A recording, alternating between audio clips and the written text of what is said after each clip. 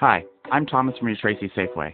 We're happy to be part of the local communities we serve, and this week we're celebrating 92 years of service in Northern California by offering huge savings to our customers.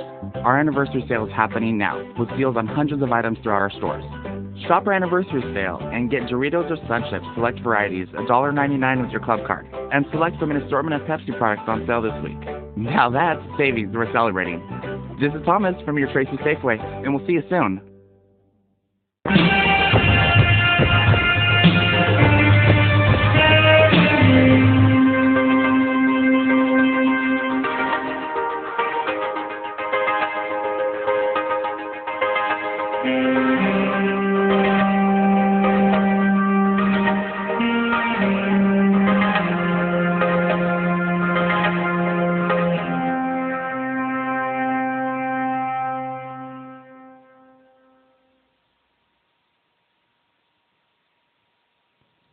Hey, this is Gary from Night Dreams Talk Radio. I want to welcome a new sponsor to our show, PhoenixShaving.com. I know what you're thinking, right? Oh, another disposable razor company. Well, the fact is they're not. You remember the razors that your father and his father shaved with?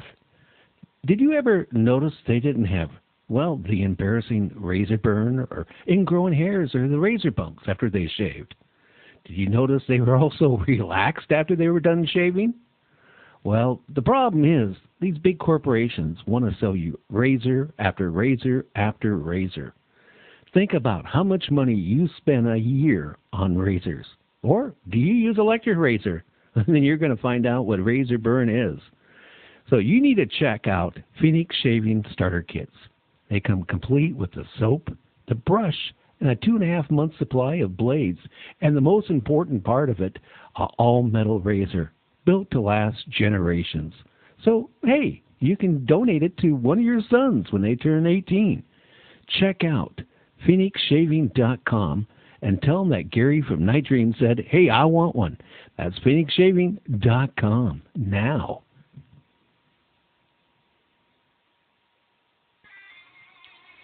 Check out Night Dream's website at www.nightdreamstalkradio.com.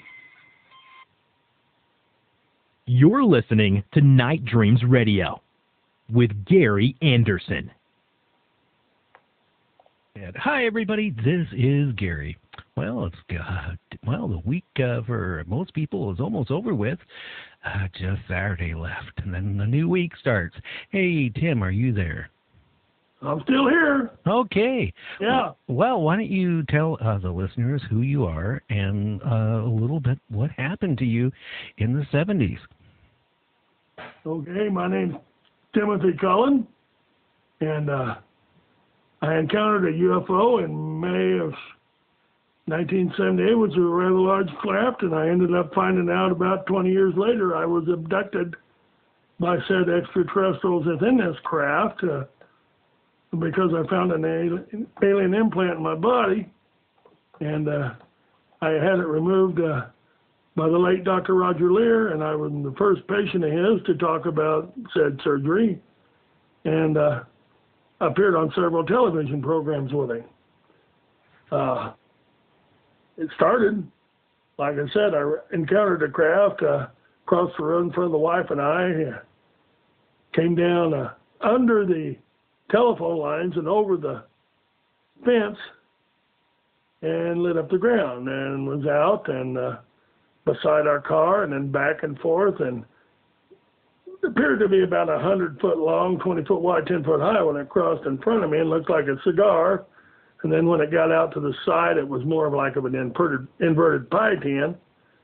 And now that I recall, it moved kind of strangely.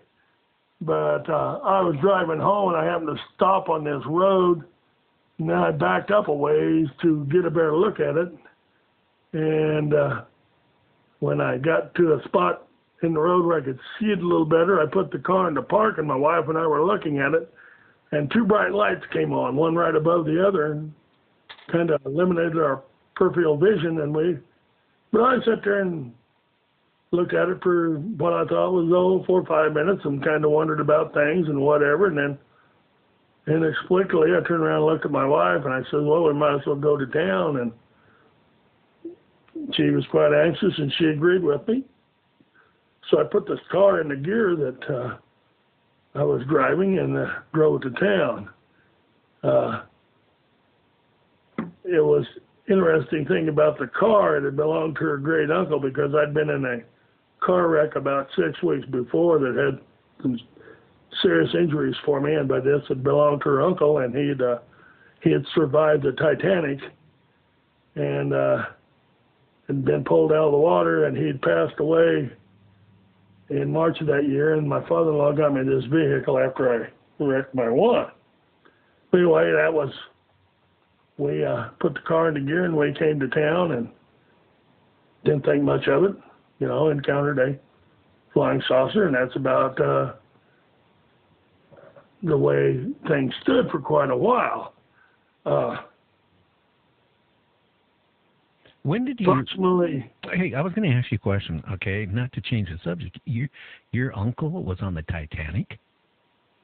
She had a great uncle that was on the Titanic. Oh wow! My father-in-law who bought me the car, it was his uncle. Oh wow! Did you ever hear any stories about the Titanic and stuff when you were a kid?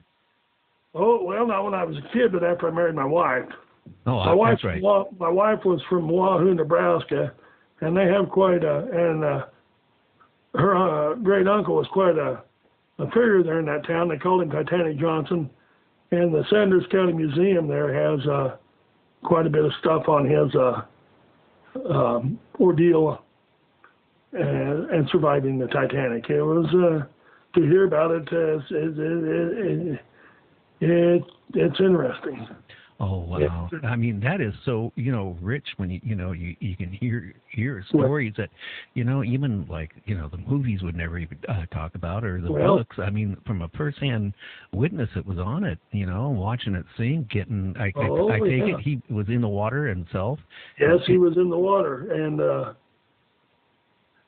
we went to Sweden a couple years ago and got more of the stories. His one brother that he was with over here, my wife's grandfather. They didn't communicate a lot, and Carl didn't. The stories were a little bit, and after I've heard the ones when in Sweden, I really, because because he had a sister over there. He had three. Only two of the boys came over here, and they had three siblings over there, and one was his sister. And Carl wrote quite a few letters to her about his escapades and, what had got him involved and everything. It's quite interesting. Oh, yeah, it's very interesting. And, I look back now and I find out what a curiosity it was that to have that happen to me in such a manner. Oh, wow. That is so awesome. Yeah.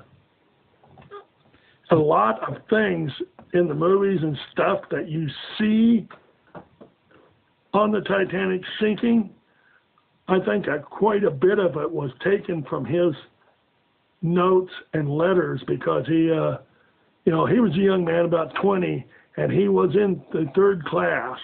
No, he was lucky. He was lucky. But somehow, yeah.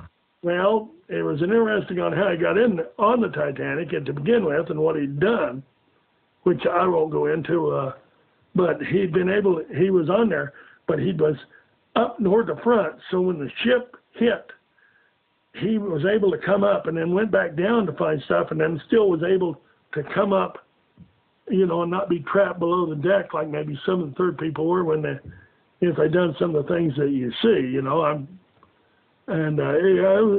very interesting, and hearing what they said over there about his stories. I mean, I could see why he was very reluctant to talk about it. I mean, some of it's right out of a horror movie. I mean, there's no other way around it. Oh yeah, I mean the people jumping to their death, and not just that too. From everything I read, because I read a lot about the Titanic. I didn't rely too much on the movies, because they embellish certain things. But like the third class and the and below passengers, they were locked in. So I mean, if they didn't get out before, they had to be up there. Yeah, they were shafted. Yeah, I mean, when they realized they was running out of lifeboats, I don't, but yes, he made a boat. He was in the water, and he was a young man from Sweden, and so I'm sure he was pretty fit. But there was a dirigible boat B, which came by a little later, and they had pulled him from the water. And to tell the story is there was a man and his wife, and they pulled them from the water, and but the wife didn't survive. Oh wow! And when she passed, then her husband, in 40 minutes, his hair turned completely white, and he went stark, raving mad, and they had to kill him. Oh wow! And there was was water in the bottom of the boat, and probably didn't have, and it was wet and stuff, but he was able to stand and able to survive because the water in this bottom of this boat was warmed by the bodies, so it really kept him from getting their feet getting super cold. These people, and they were able to survive with not contracting a great amount of hypothermia. Is that totally amazing or what? That is. I mean, just to have to go through something like that. I mean, just think about. I'm sure he had nightmares for years and years after that because I mean, from what I read about all the bodies that were floating around there, it was horrible. It's I've looked at his papers and it's true. It's true. Every bit of it. It's true. I mean it. Oh yeah, I mean it was learning that is quite an eye opener. And like I say, to look back, now and then be able to look back and realize that when I encountered a UFO, I'm in this car, and it's connected to this event. It's just kind of an interesting quirk to me and to think about. How things, in life kind of run together in strange ways. Tim, it really does. Oh yeah, without a doubt. Strange ways. Another thing is another movie. Then I got involved. I got to watch after my abduction and the learning. In 20 years after my encounter, then learning that I was proud that I had to be abducted means I had an implant in my body, and Now my wife was with me. Was she abducted? I presume so, but we really haven't checked her out, and she has no interest per se as to whatever. You just go with the flow. But it was then when I find out that I just can't talk about this seeing UFO, that I was that we've had made contact of some sorts, and wonder about the things I wonder about in my life. To get to another movie, then I several years ago I went and Travis Walton came to Denver, so I went up to see Travis Walton, and he spoke about the movie he was in, Fire in the Sky, and how I was wondering if how it was portrayed on the screen, and that told the subtle differences of what he really encountered, and then a little bit of Hollywood. They're trying to say this basic core of the story, but have to finesse it up a little bit for whatever, or show a point of view of somebody wanting to express, or thinks it makes the story a little better. So it was quite interesting there too. Hey Tim, like the implant you had, how long did it take before you realized there was something in your body? From that night when you saw that UFO, or that next morning, or whatever. Yeah. Was there any signs of it? When you got home that night, that you like a wound or anything, or just out of curiosity? No. Now, I had a car accident 6 weeks before that, and there was a extremely paranormal event for me. Probably one of the most major paranormal events that ever happened in my life. I was aware of the wreck. It only happened a week before it happened in a dream. But things like that do happen. And that is alone right there is kind of eerie, you know, like when you have like when you see something, you know, in a dream, and you wake up and you don't know if it's real or not, and then all of a sudden, like a day later, a week later, or 2 weeks later, everything plays out identical to what that dream was. Yeah, when you deja vu into something, yeah, you know, and it's happened to me a lot in my lifetime, so it's really not abnormal, but to have me play such a major part in one was a first for me then. Mostly the events, like I told Dr. Lear, that I have precognition with and deja vu'd into, which, you know, and were funerals, especially friends and family. Now that I'm kind of about the patriarch of my family, that's kind of that is diminished quite a bit, you know, and I have to wonder about other things. But yeah, I mean, you don't, you know, there's nothing saying this or that, you know, but this was one of them, and I was very aware of the event that was going to transpire probably 5 or 10 minutes even before it happened. A lot of times the things I deja vu into and then realize it and then remember, you know, and they'd be kind of right on me, I mean, within 3-4 minutes. But this was quite a while, and I had some interesting thoughts before, you know, and I really can't tell you how it happened. But because it's relevant to you asked me about how come I didn't know if there was an implant in my body. Well, when I rolled this car 5 times, I severely fractured my neck. I cracked a couple cervical vertebrae and imploded one and severely bruised my spinal cord. When the car quit rolling, I was paralyzed in the arms and fell over and took out my appendix on the gear shift. Oh, wow. But I knew the guy that was with me wasn't, my friend who was with me who's passed away wasn't hurt. And I knew my legs were working. And he says, "Are you hurt?" I says, "I think I broke my neck. Well, you get around here and help me out of this car. We'll get to the top of the ditch and there'll be a station wagon there. It'll take us to town." And when I got up to the top of the ditch, touched the station wagon, then my legs started going. And by the time I got to Yuma, Colorado, I was paralyzed from the neck down. Well, you know, when a person now, gets... this is difficult for me because I realize what I'm saying. But, you know, it's I just want to say when a person gets in a major accident, or, you know, I was hit head on one time. Oh, wow. I bought a brand new van. I was so excited. I was coming home to show my wife my brand new van. I mean, it was my first brand new van. And this was probably around 79. And, you know, I almost made it all the way home. And some guy going, you know, the opposite direction somehow veered into my lane. And he hit me, and the state patrol told me that from the amount of damage my van took, he was doing at least 60 miles an hour. And it was the funniest thing, though. I'll say this, Tim. When I got hit, the seat, the bolts that hold the seat into the van snapped off. I was still fastened with a seatbelt on the seat, and I was thrown to the back of the van. Thank God, because the whole front of the van was taken out. But as I was tossed in the back, I mean, it seemed like forever. Time stood still. I mean, I just watched the ceiling.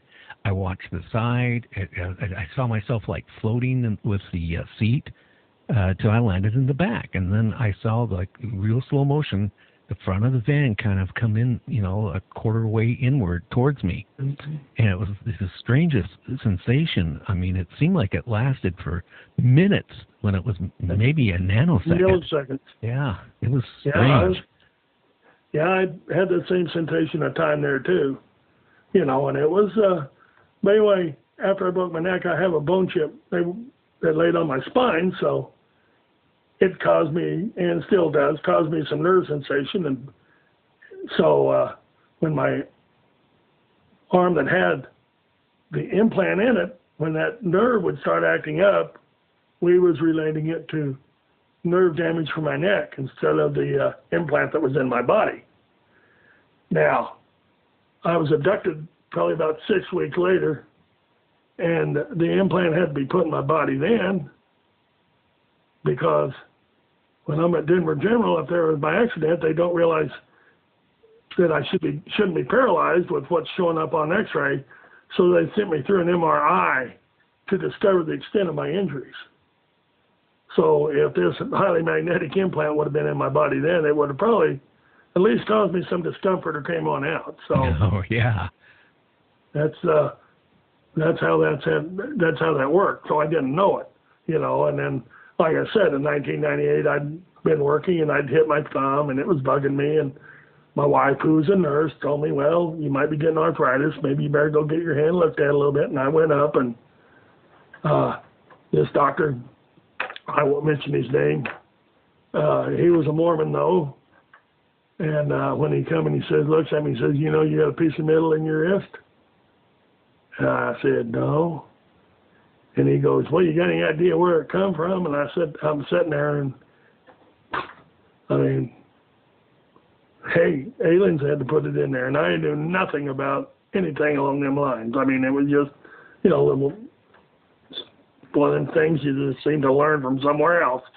And I was going to speak to him then, but he had a student doctor with him, and I told him to make his rounds and come back, and we'll discuss where this piece of metal came from. And when he came back, I talked to him about my experiences, my UFO encounters, of which up to then would have been 3, and some of the other stuff that had happened in my life that I just didn't blow out to everybody. I mean, it's not been easy.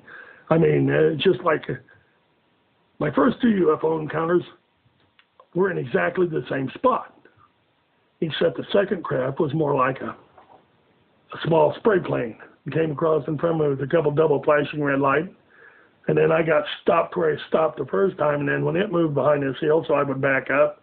When it moved sideways, and it was only one red light because my perspective had changed.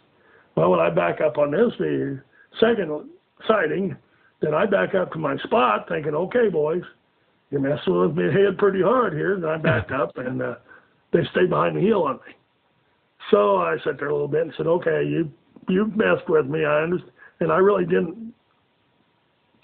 My talking about UFOs had ceased around my local town here. Of course, I'd been gone and didn't realize that there was quite a bit in the papers and there was stuff about them. So, I was, but I mean, I kind of just, one's bad enough, and 2 is going to be way too dangerous. So I didn't. And then with my third one, which was the most strange craft, it was a strobe object, which I encountered with my wife and my 3 daughters. And we all get out and watch this thing, and it pops around a little bit for us, and then it meanders off. Well, I'm kind of wondering what it's doing, and I realize that maybe my daughters don't truly they don't realize that their dad's now seen 3 UFOs, and we're having something's happening here more than I can realize. And so then I started talking to them and trying to explain to them. They were in their teens and starting to about my paranormal experiences, and to talk those that mean the most to you about something that's really not regular. It was a little scary for me, but I think I've come out. I did the right, of course I did the right thing now that I look back, and that's all I want to do it. Well, especially back at, that's what, in the mid-90s or late 90s? Yeah, somewhere in there. When I encountered my last craft, it was in 1994, up close. Well, it's only been probably about the last 10 years, Tim, that people are more open about the paranormal. I mean, when you go back, I see this. And you can thank Art Bell for that, because, I mean, with his, Coast to Coast and all the shows he put on, I mean, he made paranormal pretty much a household name. People were scared, if they seen a UFO, a lot of people wouldn't tell people, because, a lot of people say, oh, I saw a UFO today when I was driving. You know what a lot of people would have thought back in the 90s? Oh, well, I guarantee you. Yeah, well, I'm not going to let you fill my teeth, I don't care if I know you and you're a good dentist. Yeah. You're not going to do it anymore. I mean, a lot of people would be scared to say anything about it. So, condone you for actually, talking about it, because, I mean, it was important for you to get it out. And I want to think, and I do think, because you had that implant in you, they were kind of monitoring you. Well, I'll discuss what I think on the implant, but like I said, I'll go back to where, and the doctor found it, and he, and I talked to him about, my experiences and whatever was in, and like I said, got a hold of Dr. Lear, he'd been, that November of 1998, he was on a program on NBC called Confirmation, or Proof of Aliens Amongst Us or something, and it was so I don't think they were too impressed. And but like I said, even with this doctor that we first got on, we was running into things, but the one we ran into the peer group, and they didn't they didn't remove things from people. They were interested in their experiences, and then, but like I say, then Dr. Lear was on the TV, and they told me that's who it was, and, I made some contact then and there, so it was kind of interesting right at that frame of time. And, like I said, yeah, it's improved a lot in this century. The first two programs I was on with Dr. Lear, the first one came out in end of March of 2001, which is, and it was called The Aliens Have Landed. And, the only comment I'll ever say is on it is that, I was hoping, and I was a little crushed, and so was my wife. That's the way they really ended up dealing with it. The only one thing they ever said about it that I always admired Dr. Lear for is they said, well, did the surgery, but he had that, wasn't even the doctor because he had that lackey do the surgery on me.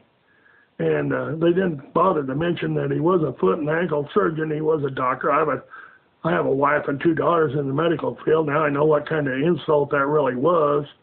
Don't mention that he's a foot and ankle doctor, and he wasn't licensed to operate on my wrist in the state of California. But, if it would have been an emergency, he would have been very capable of getting the job done, and it's bull like that. And the other program then would have been The Secret World of Alien Abduction, which they did a much better job of dealing with it. Dr. Irene Bavinko was on and discussed the biological memory that surrounds these metallic objects, and there was quite a bit more information, but still you had the, back then it was always put enough flaw to it where, it's really, if we needed to bunk it a little bit, then it's really not quite spot on, you know what I mean? Oh, and that was quite a bit through then. I think they're trying to avoid dealing with things a little more so nowadays. They're starting to show up a little bit, but yeah, I remember when it was, Well, didn't Dr. Lear always make sure when he did the surgery, he had other doctors there with him when he was doing the surgery that, Well, he had another doctor with me, and, there were some people say, but Dr. Lear was very professional, very smart, and did a good job. He put his book out, Aliens on the Scalpel. It's very factual. It's very well done. And people can say whatever they want. I won't, I've heard it all, and I'm pretty disgusted with it, and I could, tell people all about it, but that's really not the point. I'm just saying, it's his book has been out since 20 years now, and anybody else, come on down and give me a better explanation, or if you know the technology, I'm sitting right here. Come on down, and you can put another one in my body. I'm game. Now, Tim, did you get to see what it looked like? What did it look like? Yes, I did. Yeah, I got to see it. I've got some pictures of it. Can you kind of describe it a little bit? Well, basically, once they took the biological membrane that encased the metallic object, it looked like a cantaloupe seed. Wow. And that's basically it. Well, I'll tell you what, more people may even think watermelon seed. A watermelon seed's a little wider than a cantaloupe seed, but the same thing, type of object. Mine was one of 7. that Dr. Lear recovered in his 17 surgeries. The first surgery he done was on a woman, which got him involved because the objects were in her left big toe. And he was a foot surgeon, and they got her out to California, and that's how got him started. They had another patient come out where they took something out of his hand, but took two deals out of this woman's toe. One of them was a connected set of rods, and the other one was a cantaloupe seed type object like he took out of my body. And then the one they took out of this pat was a little different shaped metallic object. But all these metallic objects have a biological membrane around that encompasses keratin, hemoceratin, and a protein colliculum. And when these objects, this membrane is red or saturated with blood, it can't be cut with a scalpel. And with mine was the first one they took and put it in sterile water. And it was in sterile water a little bit, and it kept the blood. Well, then the membrane became opaque, and they could cut it. And I remember Dr. Lear said they cut it, and then when they cut it, some bubbles came out of it, of oil, and they really didn't know where those come from. And also within this membrane, there are proprioceptor cells, which are for feeling pressure. That's how your fingertips work. So you've got a signal cell that works with this membrane to transmit information via that cell to the body from, I presume this membrane does this, not only does it hide the metallic object in my body, it was the interfacing between that technology and my body, because then it hooked into my nervous system. And that's how it operated. So whatever it did, it did. And it was metallic. Yes. They're all metallic. They're made of, mine was made of like 32 different elements. Oh, wow. It's such a tiny object, don't even know how you put it together. And they were all in that general area. Some of them might have a little more iron, or some of them might have a little more silver, and some of them might have a little more platinum, or they're not really all analytically all the same, but like say for their shapes and stuff, I never seen them all, but Dr. Lear says, you can look at them all, and he'd kind of know which ones, but he says, basically, if you didn't know, you wasn't going to tell them apart. So, I took his word on it. Now, after it was removed, did you notice anything different about yourself, how you felt, or your dreams that you were having beforehand, or anything change? Well, see, I was wondering if he was going to ask me that question. I got to ask that out there. Well, how am I to know, what's different? Well, I got nothing to base it on. Now, when I was asked that, there for a while, and now for some odd reason, I had started getting fatigued pretty bad and stuff. As for my dreams and stuff, no, I really didn't notice any change. But I did notice that I was, I did start getting fatigued, and it did bother me for quite a while. I still kind of does, but I'm getting better. And I don't know whether I'm getting more adapted or whether, I think when this implant was in my body, in the mid '80s, I took a liver test and for a freebie, and it came back, and I had to aspirate by every column in the thing, and my wife went bazooka. And for about 3 years, I had a lot of blood taken out of me trying to figure out. They thought there was something wrong with my liver, whether I might have drank too much when I was a kid or whatever.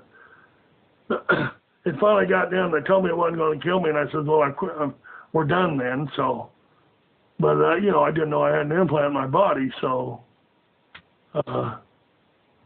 it's hard to say. What did it change me when it was in my body? I don't know.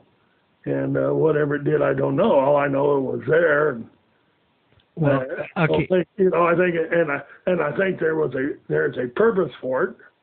you know, and I can take a lot of guesses. And I do think my precognition was, because like I said, I don't have no memory of nothing else, you know. I mean, I don't have no daydreams, nightmares about aliens, and I don't, you know, it's nothing along those lines. So whatever kind of slate they're leaving me is pretty calm. Well, I was curious, after that, though, have you seen, after you had the implant removed, Tim, did you have any more encounters with UFOs after that, or were the encounters after you were implanted? Well, like I said, I think I was planted in 78 and then had to. Now, after I've had the implant removed, now we're getting into, have I had encounters? Yeah, I can't say for sure that I have, but I'm not going to say that I haven't. I've had some strange things happen, so that's where I go. I mean, do I have any real? No, but I've had some very curious things happen to me, to put it to you mildly. I mean,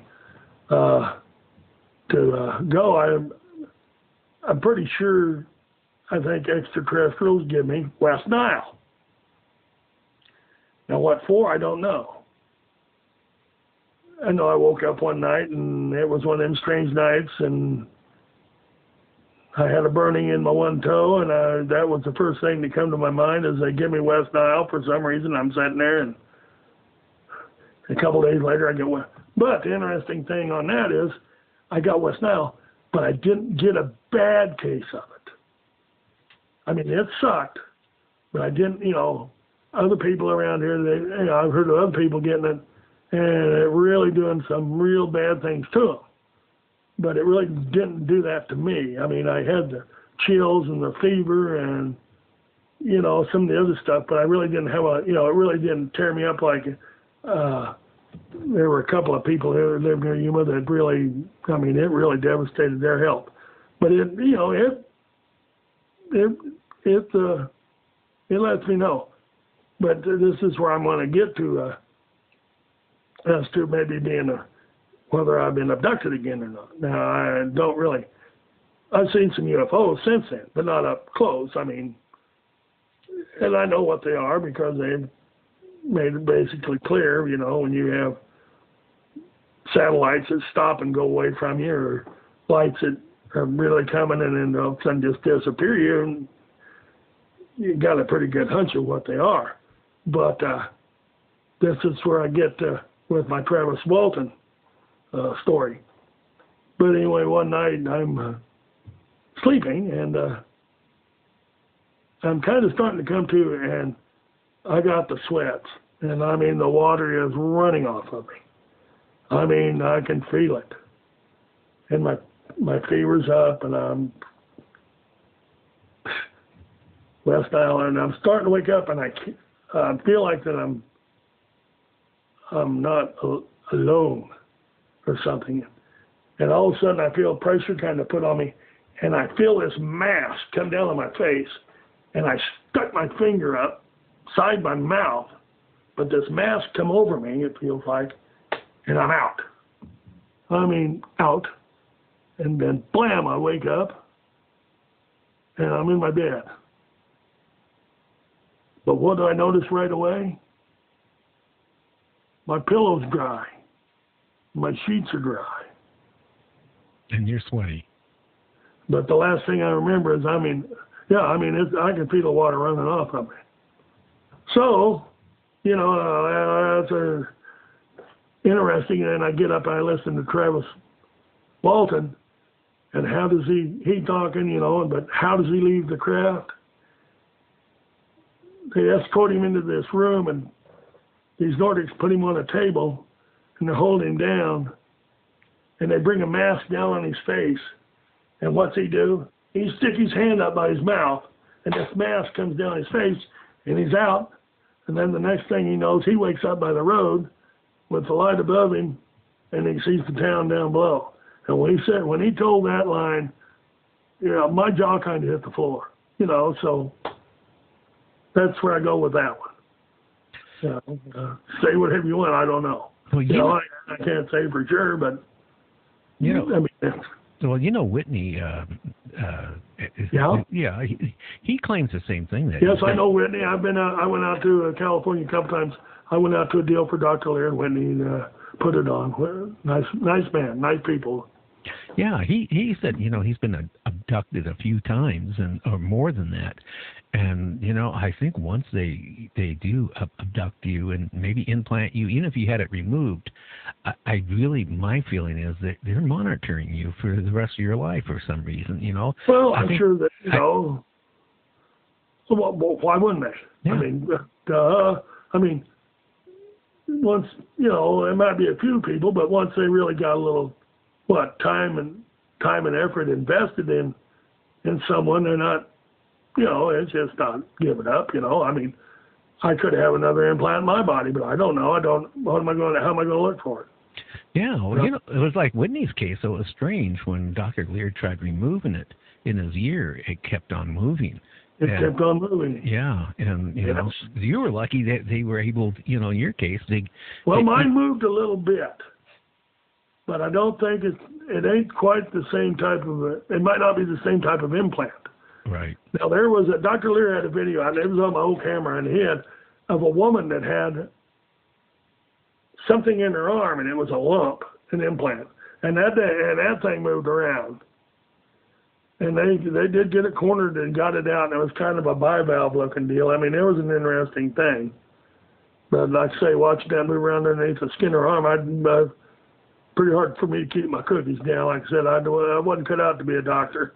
Oh, yeah. Yeah, but, like I said, I mean, I'm just talking about the implants that, that Dr. Lear took out.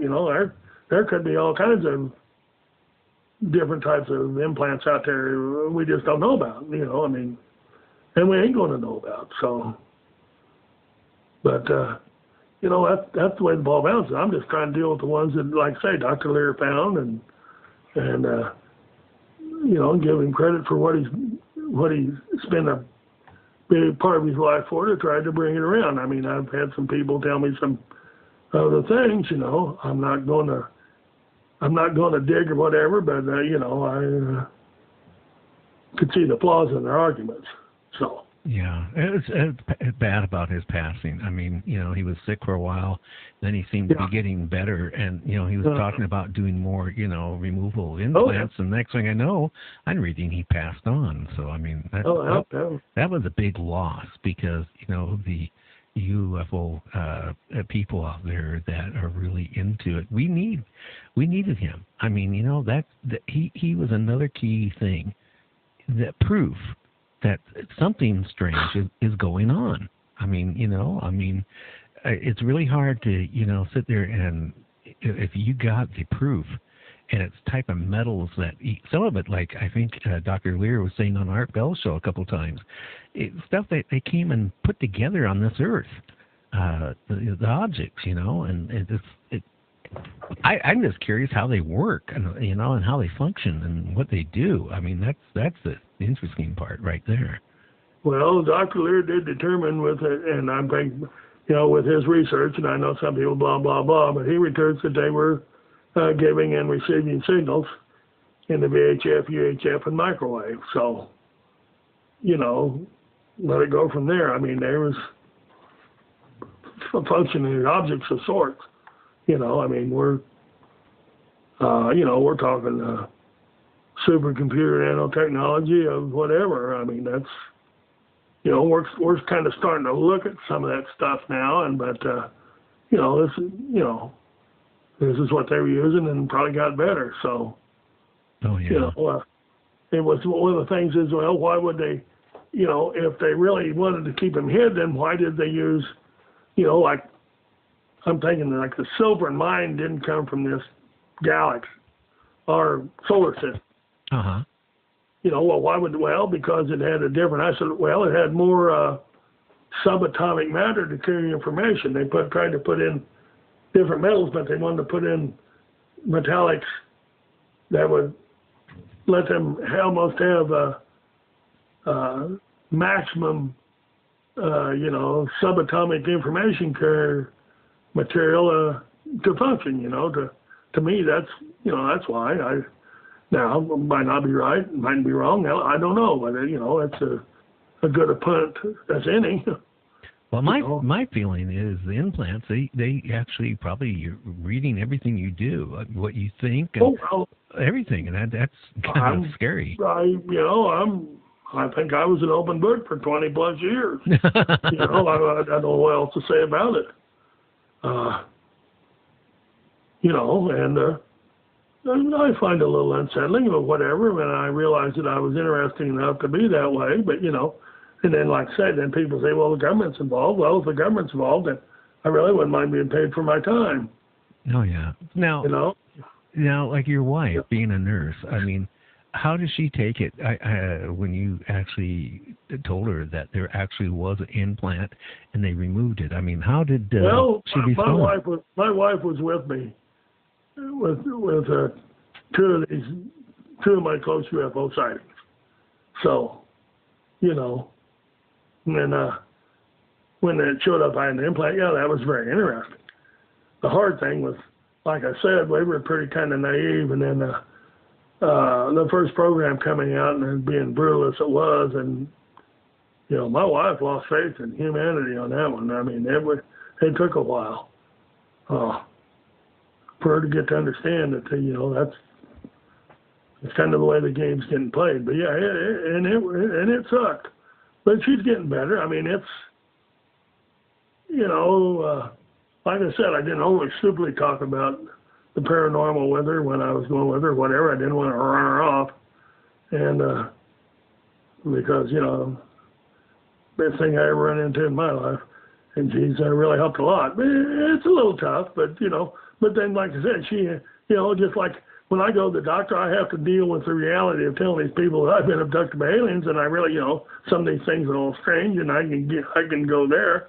And just like the reality, she's doing home health now, and you go help somebody, and you've got your patient there has got to have what you can't be improvising. I mean, you got to deal with reality.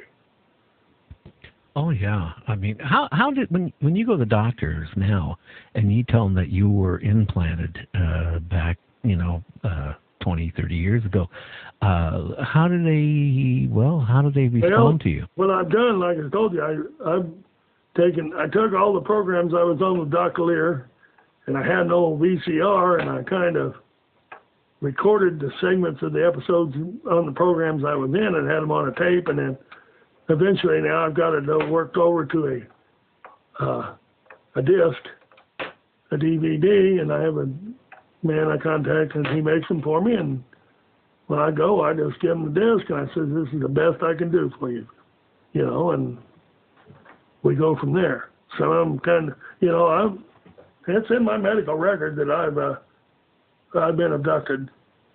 I mean, society can deal with it one way or another. I mean, that's the way it is. But no, I tell it like it is. I mean, that's the way it is.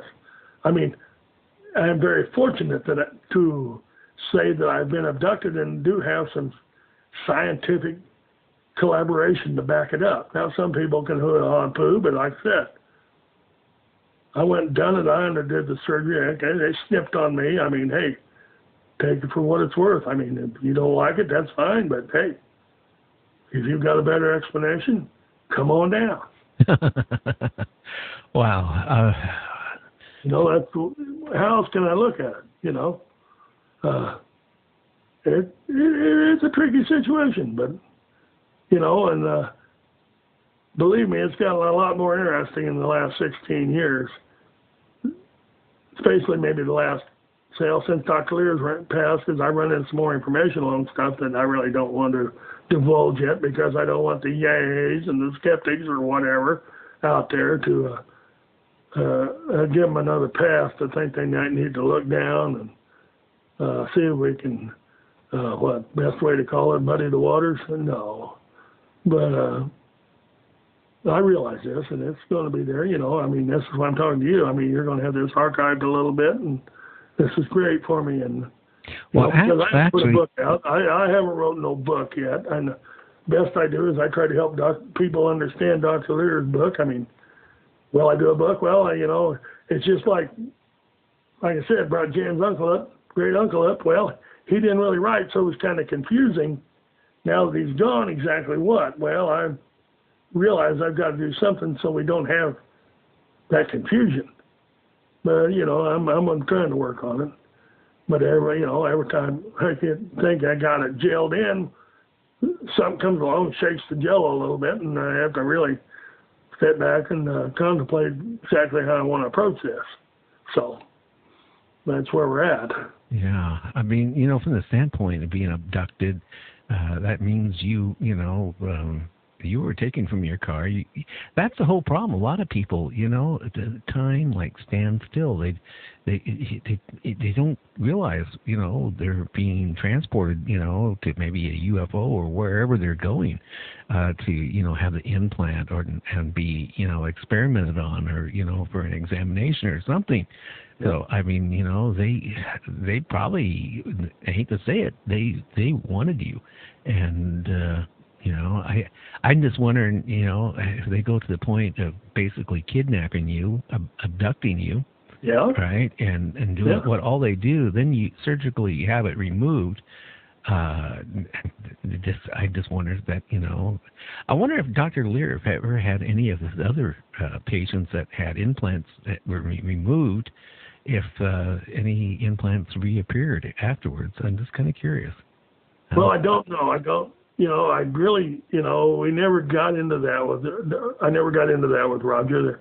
I kind of, I didn't really ask, I kind of let him tell, and I was trying to follow his lead and help him out, and I realized, and, because like I said, I was a sheep among the wolves, and he was trying to steer me, so I didn't, because everything in this dog was coming at us when I kind of come out. Because like I said,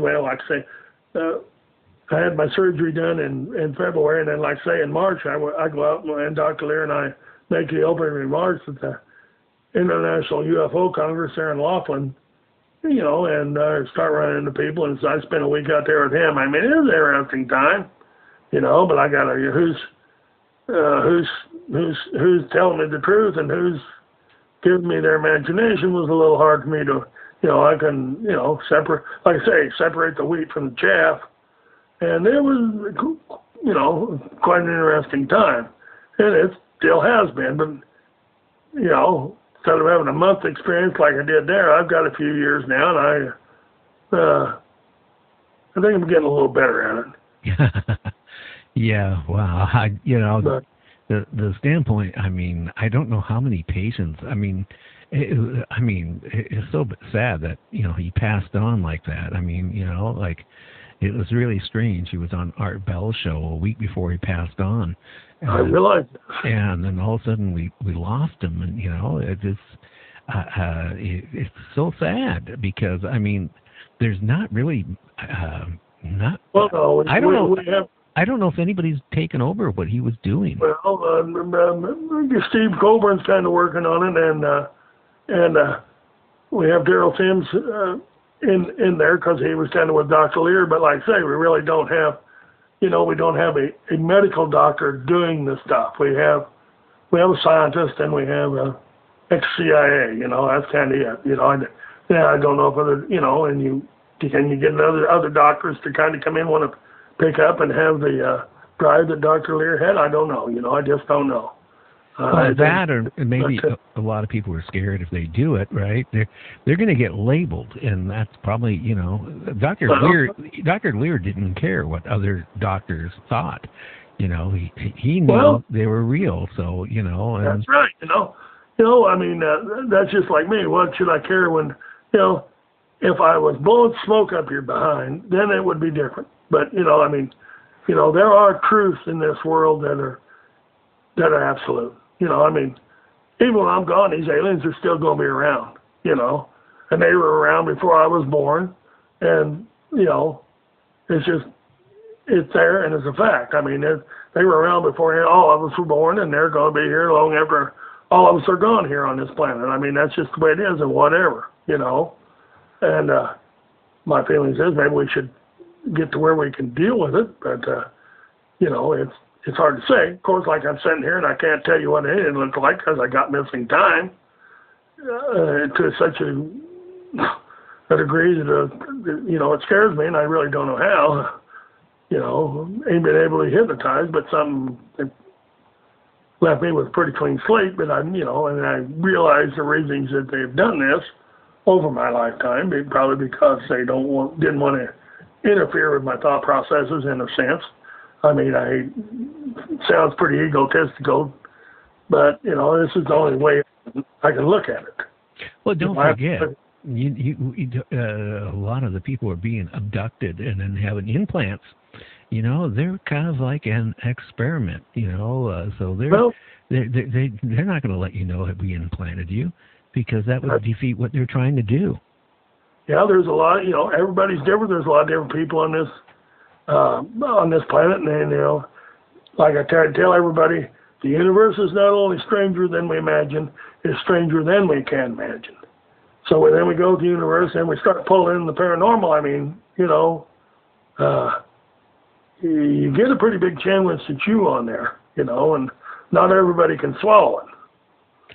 You get my drift. Oh, yeah. But, it seems like the people that have been abducted, it seems that they have more events than in the paranormal than the average person that never was abducted. And I don't know if it's because maybe they were implanted. I mean, a lot of people probably walking around and they're implanted and they don't even realize it. I mean, how would they know? I'm sure that's quite the case, that there are probably a lot of people walk around and they got no clue. Yeah. Sometimes that's the way it's operating, But at least, I'd be talking with Dr. Lear, well, what about Travis Walton? Well, maybe Travis got himself in the wrong place at the wrong time. And that can happen too, I mean, it's so hard to say. But, and then you got a lot of people that haven't been abducted.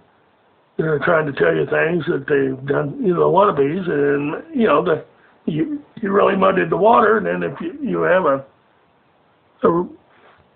genuine and abductee, then you have a problem with a little bit of really figuring things out. But,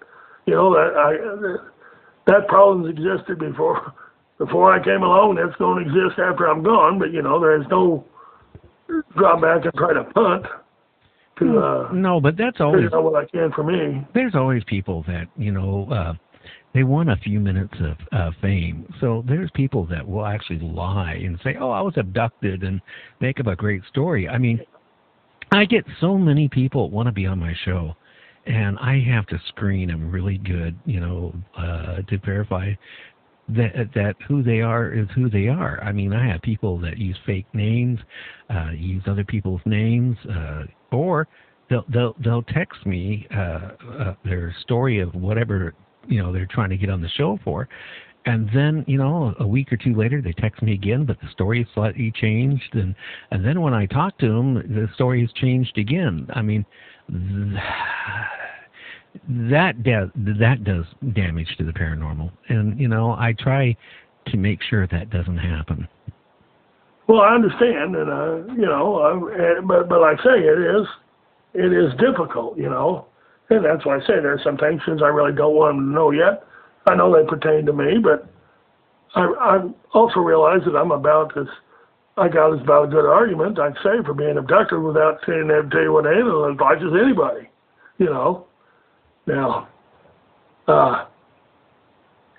one of the last surgeries Dr. Lear done was on a man. I won't mention his name, but his surgery is almost identical to mine. The implant was in the same, identical in the body. I mean, I kind of got the feeling we could put our x-rays one over another one and they'd both be about the same. But he was a young man and he was abducted in 1970. And he was down near Cape Canaveral, Florida with a couple of his buddies. And there's some things about it, but he goes out and they take it. But they were able to arrest this man and, get some information, which Dr. Lear was always wanting to get out of me, but when I could never go there. And it was tried several times. But anyway, I happened to get to talk to this gentleman a little bit after he'd been regressed in his surgery, and I'm talking, I thought, well, close to me. I mean, I guess I can logically assume that we both ran into the same critter. So, I'm talking to him, and I tell him about getting beamed up in a beam of light that didn't cast any shadow, which I'd heard about, and we had a few laughs. But he says, had big black eyes, looked at me and told me I wouldn't remember anything. He says, you know what was strange? Said it didn't have a nose or a mouth. Yeah. So, like I said, well, that answers part of my question, But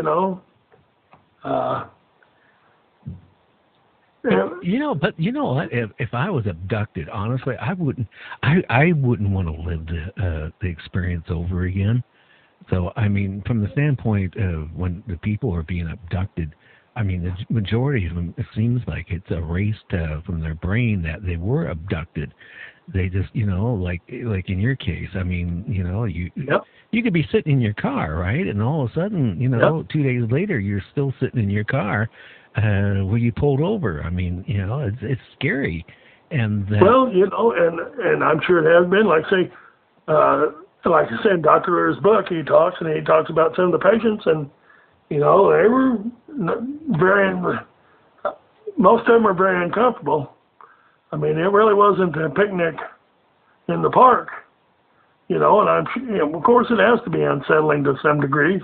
And like I said, I can take a little solace that I don't have that problem, but it's still I have the other side of the coin. But like I said, some people and we don't know. But then you have people that all the time, and that was one. The year I went to the Congress, in the mornings they'd had an experiencers meeting group, and John Carpenter was in charge of it. And gosh, I can't remember the gal's name. My memory for names is getting pretty lousy. But anyway, they did the talking in the morning, and I'll relate to this. I haven't ever told too many people this story.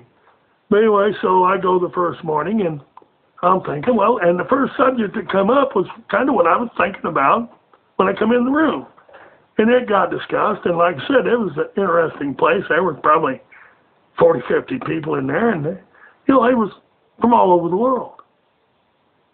And there were some, and there were some say stuff, and there were some say other stuff. But anyway, let the conversation go on. It was an hour, a little hour and a half, and then it broke up, and I was thinking about something, and kind of had a red flag up, and I left the room. I really didn't ever say nothing to nobody about it.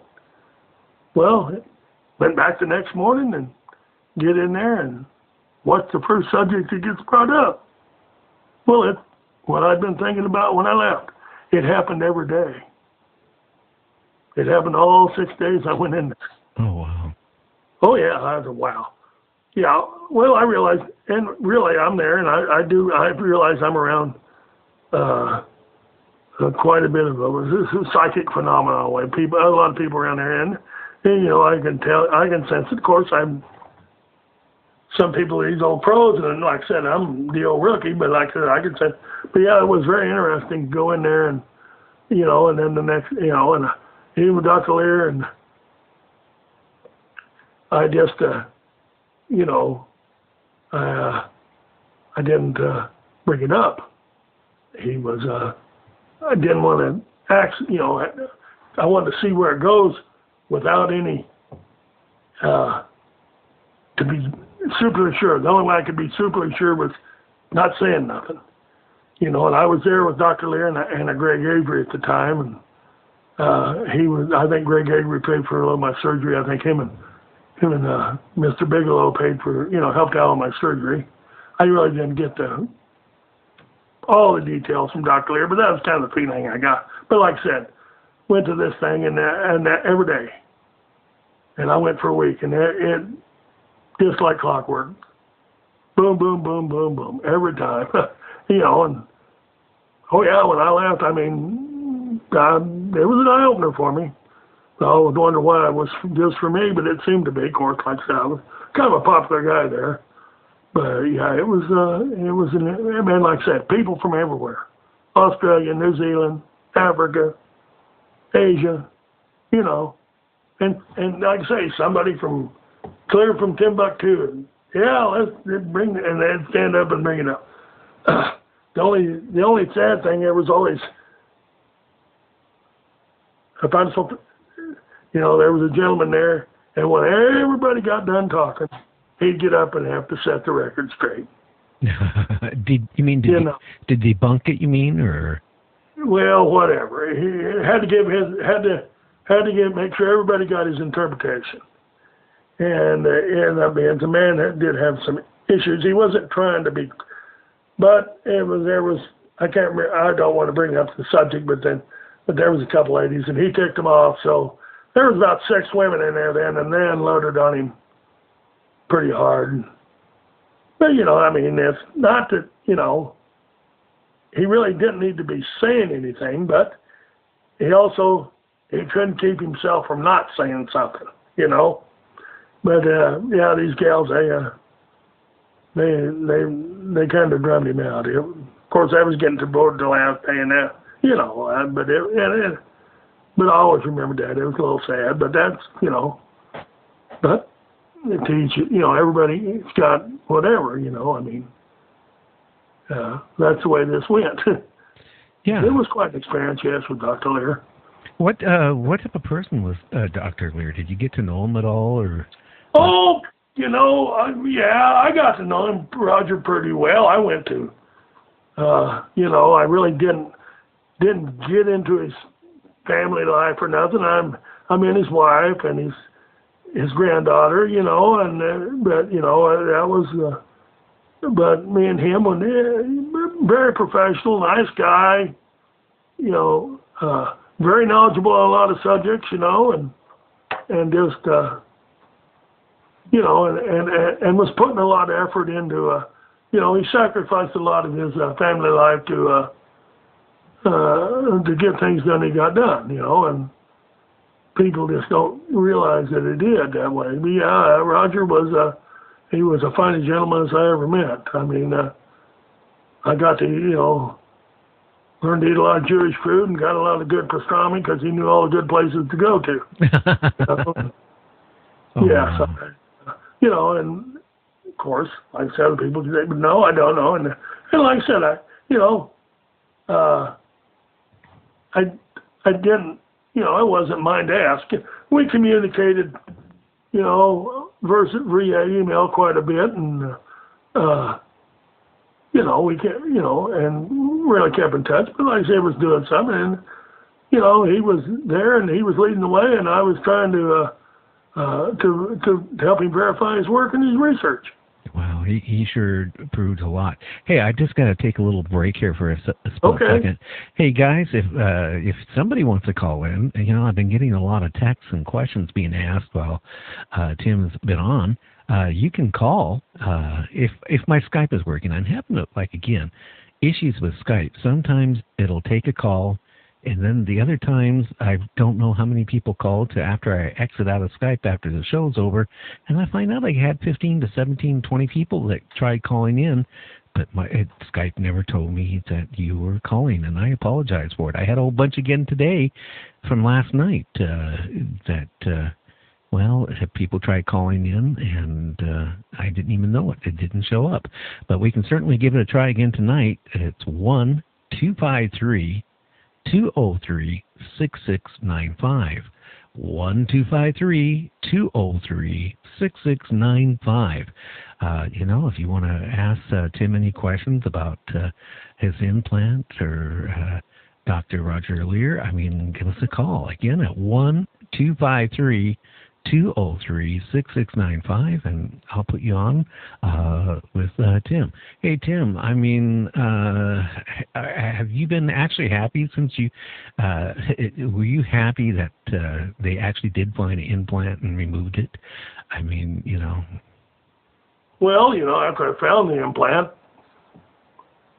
you know, that was one of the things. I get out to California, and Dr. Lear says, well, we better go get an x-ray. And I says, well, why? He says, well, I make sure it's in there. You know, no, it was just, like I said, I was a little naive, but when they asked me if I used my name, and then, you know, I said, yeah, you know, I didn't have no problem with it, and then realized, but yeah, once I went out, and it's been interesting. I can't look back on it and say, you know, I mean, hey, what happened to me is what happened to me, and that's what it was. That's the way it is. I mean, that's all I'm going to say, you know. I mean, am I happy? Well, I'm not ashamed.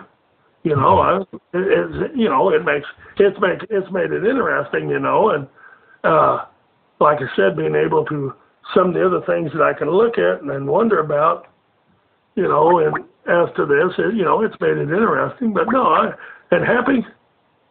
Hey. Okay, we got a caller here. Who do we have out there? Caller, who do we have? Yes, hello, Gary. This is Michael calling in. Oh, hi, Michael. I was having a feeling you'd probably call. Do you want to ask Tim any questions about Dr. Lear or his implant, or maybe about his abduction and everything? Tim, this is Michael. He has a UFO group up here in Washington State. He's kind of famous. Isn't it cool? Cool. We call him the paranormal attorney. He's the attorney, and he's into the paranormal. So anybody who has paranormal questions or need anything help in the paranormal, Michael's the person to talk to. Michael, go ahead. I'll let you ask the questions. Well, Tim, I would just be interested to know if there was any forensic study done on the isotopic ratios of the implant that you had. Dr. Lear did research on my implant, just like the ones he has mentioned in his book and all the other ones that he did after me. So, you know, yep, the information's out there. My implant just, you know, it cantaloupe seed, and it fell into, falls into the same category as the cantaloupe seeds, but, you know, biological membrane around it, and non-earthly, semi-non-earthly isotopic mel ratios in the substances that it's comprised of. Well, fascinating. Did you happen to have any feelings of trepidation when the implant was taken out? Have you felt any different since you had it taken out? Well, that's a tricky question. You know, like I said, I don't know. I probably had a little fatigue and developed some fatigue and stuff because, like I said, maybe my neurotransmitters were artificially high. And like I said, when Dr. Machado, who was the general surgeon that took my implant out, put the forceps on it, my arm lit up like I had a hot toaster wire in it because it was hooked to my nervous system. My shoulder hurt me very, very strongly for a couple hours. I had to wear a sling. You know, just some little physical deals, but that's basically it. Have you had, what's the difference in your health? Is it your health sustained itself during that period of time, or what? You know, I really can't say, because I don't know. I know I have, I had oddball things happening to me, and health-wise a little bit. Now, whether they were doing things to me or not, but like I said, I had a liver problem and a heart problem, and that I'm still having. But do they come and go? Or were they because of the implant, or were they because I took it out, or other things? You know, they're just there. And your guess is as good as mine. You know. Well, one last question. I'll get off the air here and let you guys continue this great interview. Thank you so much for being there, Tim.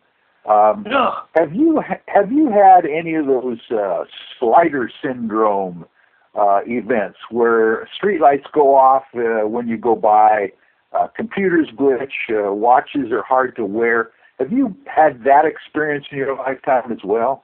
I've had a little bit of that. I think more so when I had the implant in my body and was made aware of those types of things happening. Now, as to lately, not quite as strong. But, yeah, there for a while, I noticed some of that stuff, yeah.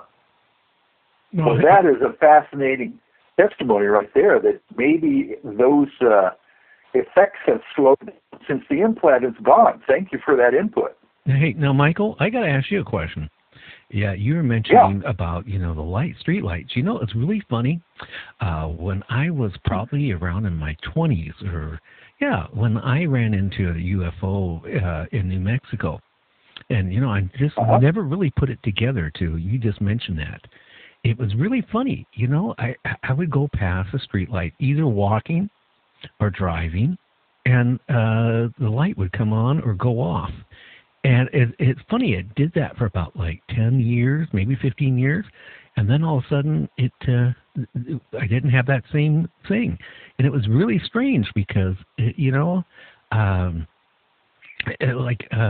me and my wife would go for a walk, a lot of times the lights would just go out when we come up to the street light.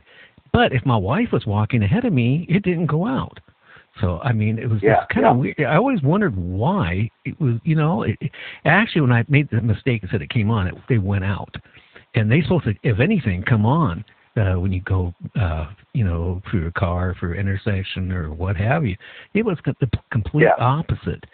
And I'm just wondering, if that is tied into anything strange. Because, again, Michael, back in the mid-'70s, when I came back, I worked for a while in North Carolina, and then when I came back, I was in New Mexico. And that was one of the very first experiences. That's what really triggered this whole thing off when I went into broadcasting, what got me going and doing talk shows. I had my first encounter of something I can't, and I still don't know what it was, but it was a bright light that lit up inside the car. It lit up all around the road. I thought I was getting pulled over by, a helicopter or something, because there was no speed limit in New Mexico that time. So, me and my wife and my GTO, we were probably doing 95, 100, 105. I don't know what it was. But when I pulled over, and I was talking to Peter Davenport about the same thing, and he said he's had a lot of reports, the same thing.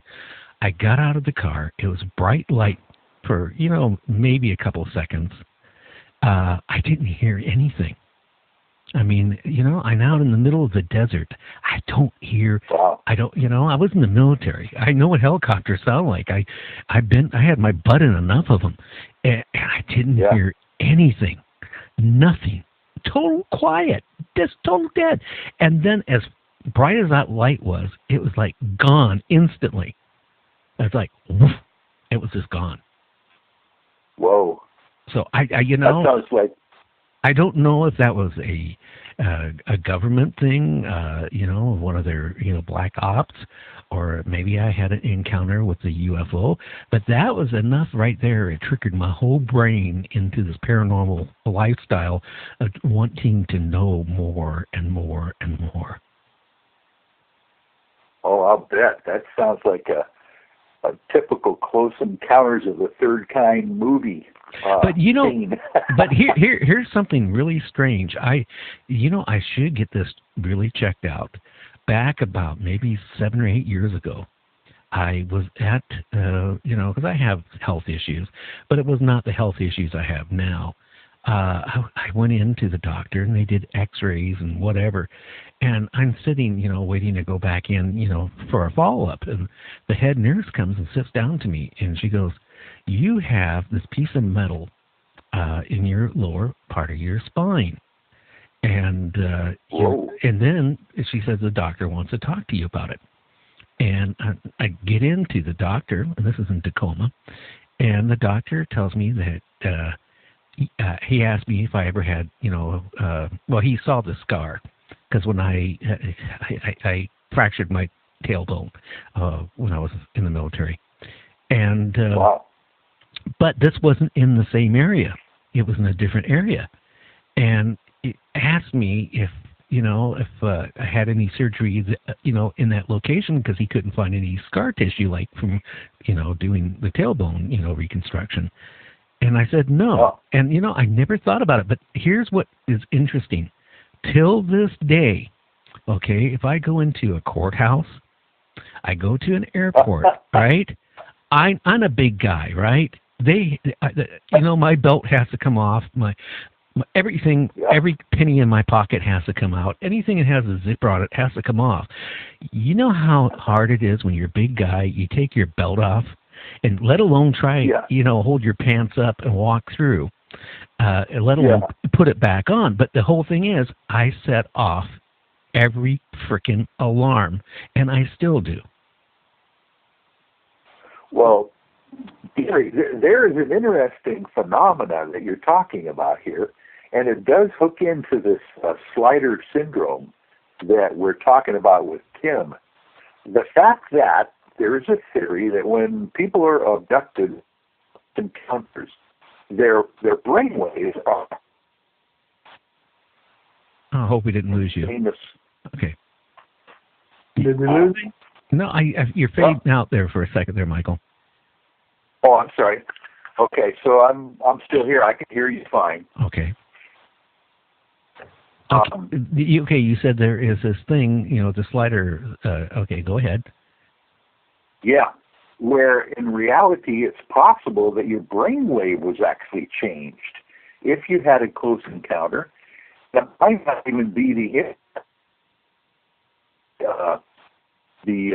system that you're going through airports. It might even be the brain patterns that you have now are doing that as well. Matter of fact, there is a theory out there that those TSA scanners that you walk through in airports are potentially looking for people with those strange brainwave patterns. Oh, wow. Because, especially in Tacoma Superior Court, I had to go there quite a few times because one of my sons was in trouble. So, like every, month I had to go there while he had his hearings. And, it happened every single time. Not just there. I mean, any place. Like I go to the airport. And, I actually have been pulled into a room at the airport once. And stripped naked and had a glove put somewhere, and they're trying to figure out, what is this thing, And again, like I said, I did have surgery on my tailbone, but this is like about 5 inches above where the surgery was. Yeah, quite interesting. I have never honestly even thought about this till tonight. I mean, I never put two to two together. If you wouldn't have mentioned about the lights and stuff, that was, I kind of tied that in my head with the lights, and then with the going through, the courts and all that stuff, looking for her, firearms and knives and stuff like that, setting alarms off. Yes, exactly. Well, we can talk a lot about this at another time, I'm sure. I do the interview. Well, let me throw my 5 cents in there. Yeah, please do. You're the guest. One time I did run into made a turn going up my famous, and a light lit up. I mean, all around me, boom, from the ground up, extremely bright. I thought, well, must be firing up the old craft, but I didn't see where it really come from. But that's only happened me once, and then it was boom and done. But you get talking about going through airports, well, in 2004, I had a cervical spinal fusion of my cervical spines, C3, C4, C5, C6, C7. I got a bunch of titanium up there. They want to adjust the machines. I don't have a problem at airports. And here you do with something interesting. Not just airports, Tim. I mean, like I said, I had to go to the Superior Court. And this was like a year I had to go for. Once a month with my son, I had to go to this little court thing. And every month, I mean, I was so... It got to the point, a shoelace belt is, You know, okay, I started wearing shoelace belts because, you know, it didn't do any good. I still set the alarm off, but at least I didn't have to pull my frickin' belt off because I'm fat and try to put it on while everybody's laughing at me. But, you know, the standpoint is it makes it's just weird, you know. Oh, God. Now I'm going to think about this all night because of Tim and Michael. I'm sorry. I apologize. Don't be sorry. It's all about you tonight. But it makes me wonder, though, if people are walking around with implants in them or something and they don't even know it. I think you're answering the question right there. You know, it'd be suspicious. You know, they stick them implants everywhere. You know, you have a lot of it.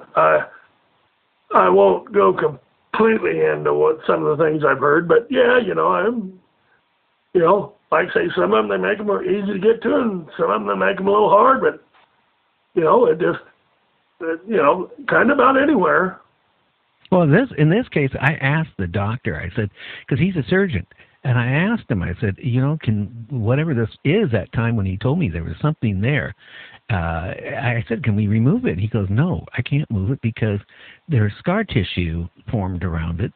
And if he goes, and because where it is on your spine, he goes, if I try removing it, it's a good chance you'll be in a wheelchair.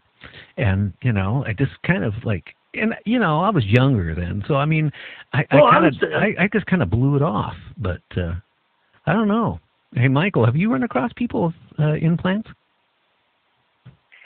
Oh, yes, I have. Matter of fact, one of the things that we have in the UFOI team are these little, you know, you can buy a little stud sensor at you know, Home Depot. And if there's anything metallic under your skin, the stud sensor will light up like a Christmas tree as you get near it.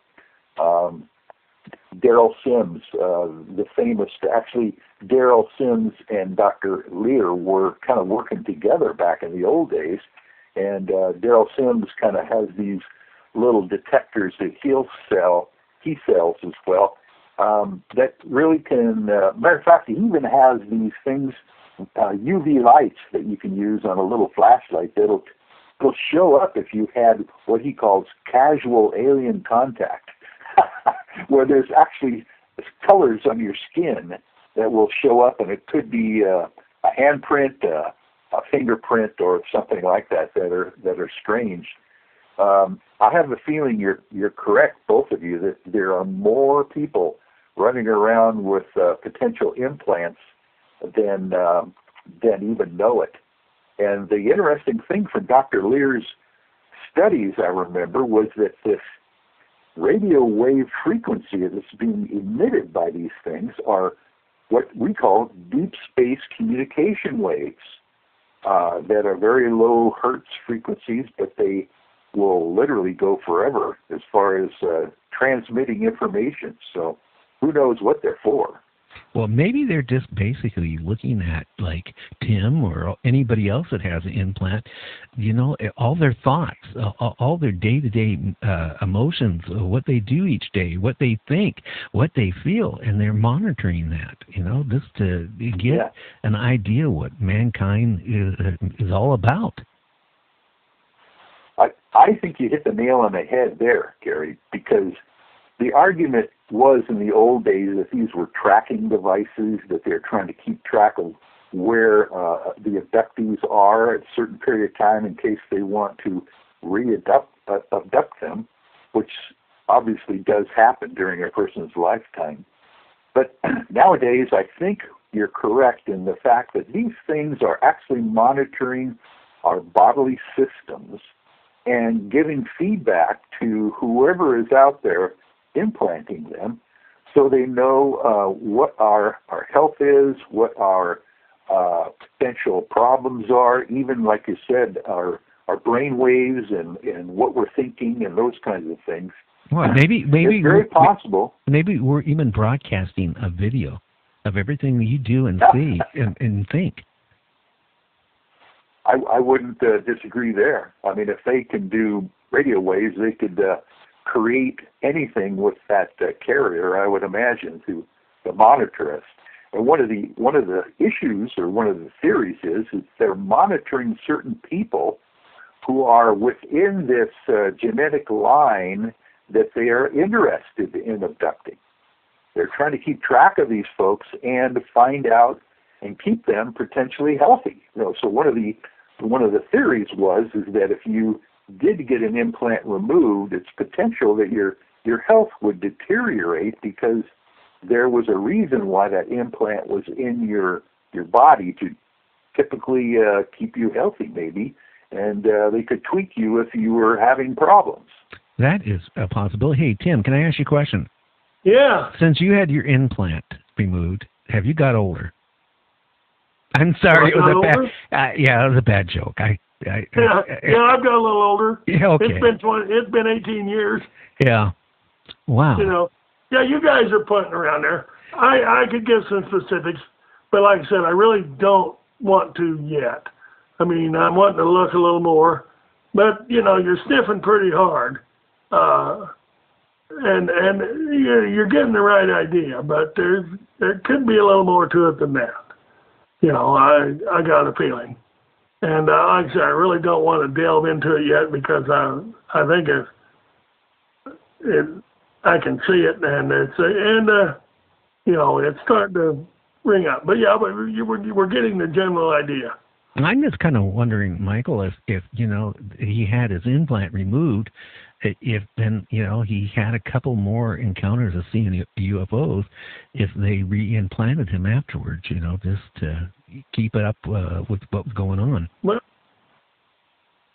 yes, that would be fascinating in itself, a study of people who have had implants removed to see if they are reimplanted.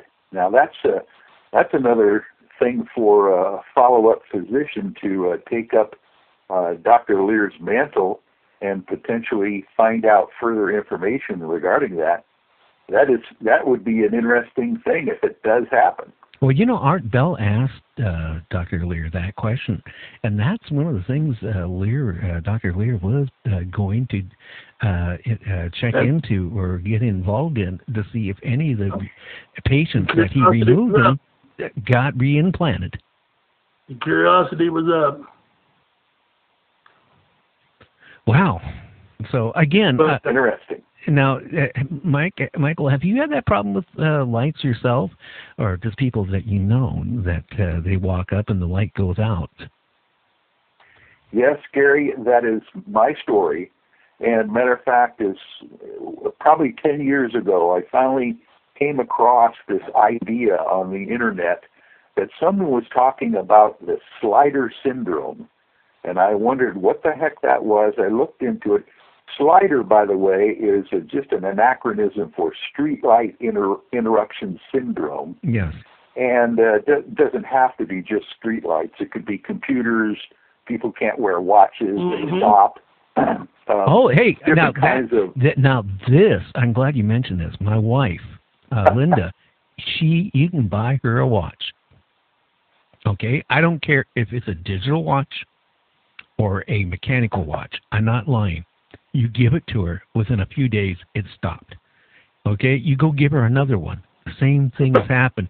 I've been married going on 41 years. I have bought this lady so many watches for these past 41 years. You know what? I can sell you a broken watch. She doesn't do anything. They just quit working. And Wow. And this has been since the day we got married. And it is strange. And she said that her mother, the same thing happened. Her mother can't wear watches. I mean, oh my gosh. So, I mean, I'm not joking. You can go buy her a watch today, okay, and within a couple of days, it'll be stopped. I don't care if it's a Timex watch. I don't care if it's a more expensive watch than Timex, or you go buy her a $2 digital watch. They stop. Wow. You know, it would be interesting to have Linda take a brain scan test at one point to have her brainwaves tested and graphed, just to see if there's any anomalies there. That would be fascinating. Yeah, when she first told me that, when we first got married and I bought her a watch for Christmas, she looked at me and she goes, I really loved it. And she started crying, but she goes, I can't wear it. And I go, why? It'll quit working. And I figured, okay, whatever. She doesn't like the watch. And then that's when I discovered what she said is true. And I've never been able to figure that out. I have never seen that in my whole life. I mean, I have a major electronic background. Back in the 80s, I used to design computer components. I mean, I'm not stupid when it comes to electronics. I've been in broadcasting, my whole life. I mean, I was an amateur at 12 years old. I was a CB'er at 10 years old. I mean, my dad was an electronic engineer. It helped develop the SST program at Boeing's. I mean, I grew up around, my dad invented and he was stupid. He invented the solid state ignition system that all cars have. My dad invented it. He invented it. He started corresponding with a electronic company. They sent out engineers to our house, to the little shop. My dad was so trusting, He would give them all the schematics and all the diagrams to everything he was doing. They sent him a token check back, and this was just back in the early 60s. I think he got $250, and he signed some paper. We kept telling him, don't do it. And then all of a sudden, J.C. Whitney started selling these little transistor ignition systems you could add onto your car. And then all of a sudden, then Ford got their hands on it. And it was my dad's idea. Oh, my goodness. Well, you know what, Gary, it sounds to me there's probably a real important reason that you and Linda hooked up. Now, I have heard this. 8 kids, that's one reason. Yeah, well, there you go. That's for sure. And I'll bet some of those kids, if not all of them, have some unique abilities themselves, whether they utilize them or not. It seems to go down the genetic line. Yeah, but not one of them has a problem, seriously, about the clock issue. Watch. I mean, I will sign a paper and you can take me to court on it. It's an honest for God truth. So I don't know if it's something, I'm just wondering if she was implanted something, in her life or something. I don't know. It's just weird that, I just don't understand this. I could see the electronic side. I just can't understand the mechanical side. I just never seen where you can give somebody a watch. And it doesn't even have to be a watch. I have bought her necklaces, with a clock on it, wear around your neck. Same thing. Yeah. Same thing. 2-3 days later, they're garbage. Well, and here's an interesting aspect of Uri Geller in the fact that he will take watches that do not work. At least this is part of his program when he was doing shows, and he would make all the dead watches in the room work again. So that just kind of goes to show you that there's some kind of psychic or electromagnetic effect that can be projected potentially from the brain, the human brain. Or something. I don't know. Hey, Tim, I'm sorry we kind of got carried away. No, that's all right. It's fascinating. Yeah, I've heard about this kind of stuff and stopwatches. Oh, yeah. Oh. Yeah, it's interesting. Hey, Michael, by the way, he has a relative that was on the Titanic. Did you hear that? That survived? Oh, my goodness. He survived. Oh, my wife's relative. Yeah. But, you guys are talking. I'll tell you about my last good UFO encounter was, I was up one morning, I was going to work. I was working in a nursing home for some health insurance. And this is February, and I'm early. And I get there to go to work, and there's sun kind of almost coming up. There was a little breeze, and I had to put a hairnet on because I worked in the kitchen. I was kind of adjusting it, and I happened to look up, and there was this light going across the sky from north to south. And it's up pretty high because it's just a little dot. Now I look up after a second. You know what happened? It come to a stop. Dead stop. Then faded away from me like a rock dropped into a shiny rock in a pond. And it stopped and went away from me. within 5 seconds. So, you realize people saying, well, they look, but, they were aware, must have been aware of me, seeing them, whatever, to stop that quick coming into my perception. Now, I don't think they were lit up. What I think is, I got the feeling was, is they weren't aware that their craft was reflecting light as they were moving across the sky, and that somebody seen them. But, when you want to hook up have a implant so they can find you, I think there's more to hunting people down than just having to put a tag on them. Kind of goes along with stop and watches is interesting. Oh, yeah, it is. So, I don't know. What do you think of tonight's, are you still there, Michael? I sure am. Yeah, what do you think of the topic here tonight? Oh, this is just great, because I'll tell you why. When Patient 17 came out, the movie about, I suppose it was the last patient that Dr. Lear worked on. Tim, what number were you? Do you have I was number 9. I was number 9. Oh, my goodness. See, his first 8 are in his book, and then I was number 9. Yes, you were one of the early pioneers, obviously, of this entire thing. But when that movie came out just recently, it's a very good film, by the way. I believe it's produced by Jeremy Corbell, who is also currently doing the Hunt for Skinwalker Ranch with George Knapp and some of the things that they've been working on. But it's good to have the patients actually coming out, like Tim, and making statements now and corroborating some of the things we've heard about. Because we've only heard the bits and pieces that were leaked out or given on purpose from Dr. Lear's research, and I just love it the way Tim is fleshing out the details and his feelings about this whole situation. Oh, yeah. Well, I haven't got a chance to talk here for several years. Like I said, I was on the one program that they really wasn't interested in, and they're wanting to talk mind control, and I don't think they understand what I'm trying to tell them. So it was interesting there, too. But, to get on somewhere and be able to talk, it's really, and like I say, kick things back up a little bit, and I'm glad to hear the input you guys are giving me. Well, it just proves that Tim, that there's strange things out there that's totally unaccountable for. I mean, there has to be a reason why you were selected, number one, for that implant. And two, I mean, how many people walk around on this planet and never seen a UFO? And then, in your case, you've seen several, And Michael, haven't you seen a UFO yourself? Oh, yes, I have.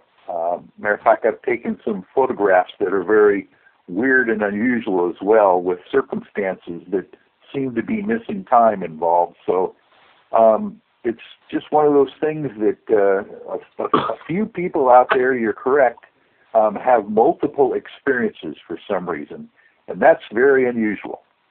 Well, that I think is because maybe they're not just watching you. They just want to know how you react. Let's say you have an implant in you, and they want to know how you react when you see another UFO. They want to see if maybe in your thoughts, if you remember anything.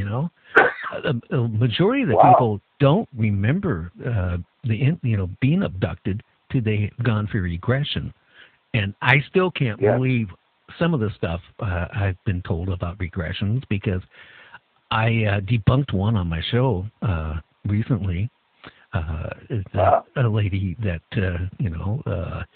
said that when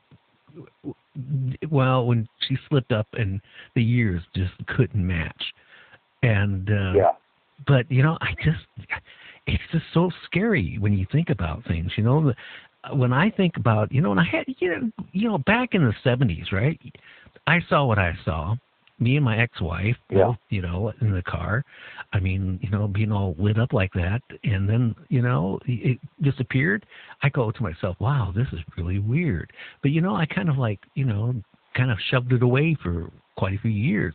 It did one thing, like I said, it did open my mind up into the paranormal, because when I started in broadcasting, after I got out of broadcasting school, you know, one of the stations, they said, well, do you want to do Top 40, or we're thinking about doing a talk show, and you can choose any topic. And I said, hey, I want to do a talk show. And we started talking about witchcraft and occults, and that's what got me going into the paranormal.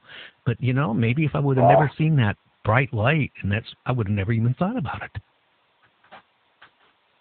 No, I think you're correct. There are certain things that happen to us during our lifetimes that seem to ingrain a path for us that might be unconscious initially, but then you actually get into it and get a passion for what you do. And you obviously have a passion for this paranormal and ufology issues. And matter of fact, I always have to give you a compliment, Gary, that your voice is one of the most classic voices in radio. I just love the way you pronounce, the way you inflect, and it's one of those kind of iconic voices, just like an Art Bell, that we definitely need in this field, that's for sure. No, I'd rather have the more ballsy voice, but, you know, one of the big entertainment corporations a couple months ago wanted to bring me on, which I won't go into that. They said, well, you don't have really the deep voice we want, but they said the way I pronounce things, the way I, you know, this is kind of how I express each word, how it kind of, you know, they say you draw people into it. Exactly. That's what I'm saying. But here's the thing I have, Michael and Tim, I really, ever since you mentioned about the relative, I think on your wife's side, about the great uncle, about the Titanic, you know, surviving in the water, getting picked up and put on a boat, you know, people, you know, dying, and all that stuff. It's strange, you know. It seems like people in the family, a lot of the stuff, when you start looking at paranormal experiences, even an implant is a paranormal experience. Strange things in the family have been going on. Oh, yeah. I'll throw one more by you, Gary. Shortly after I had my surgery, and I was on a show, and a man called me, and he got talking about his experience, and he'd been driving like through eastern Colorado, and he knew I was from Colorado, and he was down in southern eastern Colorado, and he'd driving, and he was running into this light, and it was coming here, and it was coming there, and he'd get down, and it'd fade away, and he'd get out in the country, and it'd come back. And he said, it drove along. He said, nah. I said, what, you think you got a doctor? He said, nah, we had no problem. And then he goes, he said, but I did end up, I was driving in western Kansas, and I don't know how I got there. And so we just let it go at that. Well, yeah, he went there, and he didn't know how he got there. That's, you know, like, how about the case? I had one guest about 10 months ago. It said that he got in his car to go to work, and he ended up like 300 miles somewhere place else, and he didn't even realize how he got there. I've heard that, yeah, but I was just, you know, throwing that at you because his guy, you know, you have a light, you don't know, you never know. Well, do you have pictures of your implant? Did Dr. Lear furnish you, you know, photographic pictures? Yeah, I got information, and Dr. Lear had an article in me in a UFO magazine way back then. I've only got one of those, but yeah, I got most of the material that I got from Dr. Lear, and I did a couple presentations, and the one group, oh my God, I can't remember, the followers or something, they put them on made me some nice transparencies of the implant, some of the other stuff. Now they didn't have any of the implant. They all had the implant with the membrane. They didn't have it by itself. I have to look to see if I still have that, if I got that one or not. Well, if you do any of if you can just email me a couple of the pictures, I would like, if you would be interested, maybe in about a month or so, come back on the show for like an hour, and we can touch more on this, because by then I'll have where I can take, like as it is right now. I can see right now I've had 3 missed phone calls in the last 20 minutes. And I'm lucky. It seems like I can take one call, and that's about it. Thank you, Michael, for you calling at least. Well, yeah, get a hold of Michael. We'll get back on. I can talk a little more. I got all kinds. Hell, I'll tell you about a couple of cattle mutilations I know about. Well, hey, we got about 10 minutes. Can you talk a little bit about one right now? Oh, well, yeah, I can talk about one right now. Interesting one to show you how things go. This happened in 2013. And it was over in western Nebraska, and people kind of knew that I was a UFO guy, so they were kind of getting a hold of me with the mutilations going on. They kind of been a little scarce, and then a lot of the farmers around weren't talking about them because they'd report them and then nothing would get done. But I get contacted by this gal, and this guy has a mutilated cow, and I get over there, but I'm couple 3 days too late. They didn't get a hold of me quick enough because the animal it was in June and the animal had deteriorated. But the man had this one cow get up to a tank, and it was found by the tank and had been mutilated, and his help had pulled it away, drug it a ways away from the tank so the other cattle would come up to the stock tank and drink. Well, they did that, and then the next morning they come out and there was another mutilated cow by the one that they drug away. So there was 2 mutilated cows, and that's what I come out there for, but I missed those. And this was in June 24th, it's 2013 to be exact, because a lot of this information is now registered with Earth Files, but I couldn't really do much, and yacked around and got to meet this guy, this Alex, and we yacked, and they told him kind of what to do, and he got to follow up on it. And that time I went up to Alaska. He's had a daughter up there, and I went up to Alaska for a couple of weeks, and we come back. Around the 1st of August, I get another phone call. He's got another cow down, and it's only been down since probably maybe 2 a.m. So it's only been about 6 hours. Well, being a friend of mine, we get over there. This friend, he used to work in magazine business. He had a good camera and stuff, so we get over there, and there's a mutilated cow, and it's laying there on the ground with its legs to the side, but it's got its head stuck in a prairie dog hole. Abandoned one. So we look it over and take all the, and try to get all the information we can, and then we hook to the cow and we pull its head out of the hole. Well, its head just popped out of the hole because it fits so tight. It was almost custom fit. Now its legs are to the side and its head's in a hole. But it didn't fall and have its head go in the hole like some people think, because the cobweb was still in the bottom of the hole. Well, how about any, like the tongue or eyes or anything strange? They really hadn't done that. They'd removed the anus and the uterus, and they took the tail off of this one. Now, this one was a cousin to the first 2 that they got mutilated. The first 2 were highly registered. They were worth about $5,000 a piece. They got mutilated. Now this one, she's only about $1,500 because she wasn't quite as registered. But anyway, so the head's in the hole, no death strange, and we popped the head out of the hole, which is not strange. And he said he's helped luck, couldn't find the tail, and looked it over. But like I say, how come the head's in the hole? Like the aliens must have a sense of humor. No, we're going to be over there and find this critter, and it was strange. So anyway. The strange part is we get back. So we go back to the ranch house. This gentleman has his ranch on Google Earth. And he showed me when I was over there before, how I done it, how I had crops, and, he just showed me.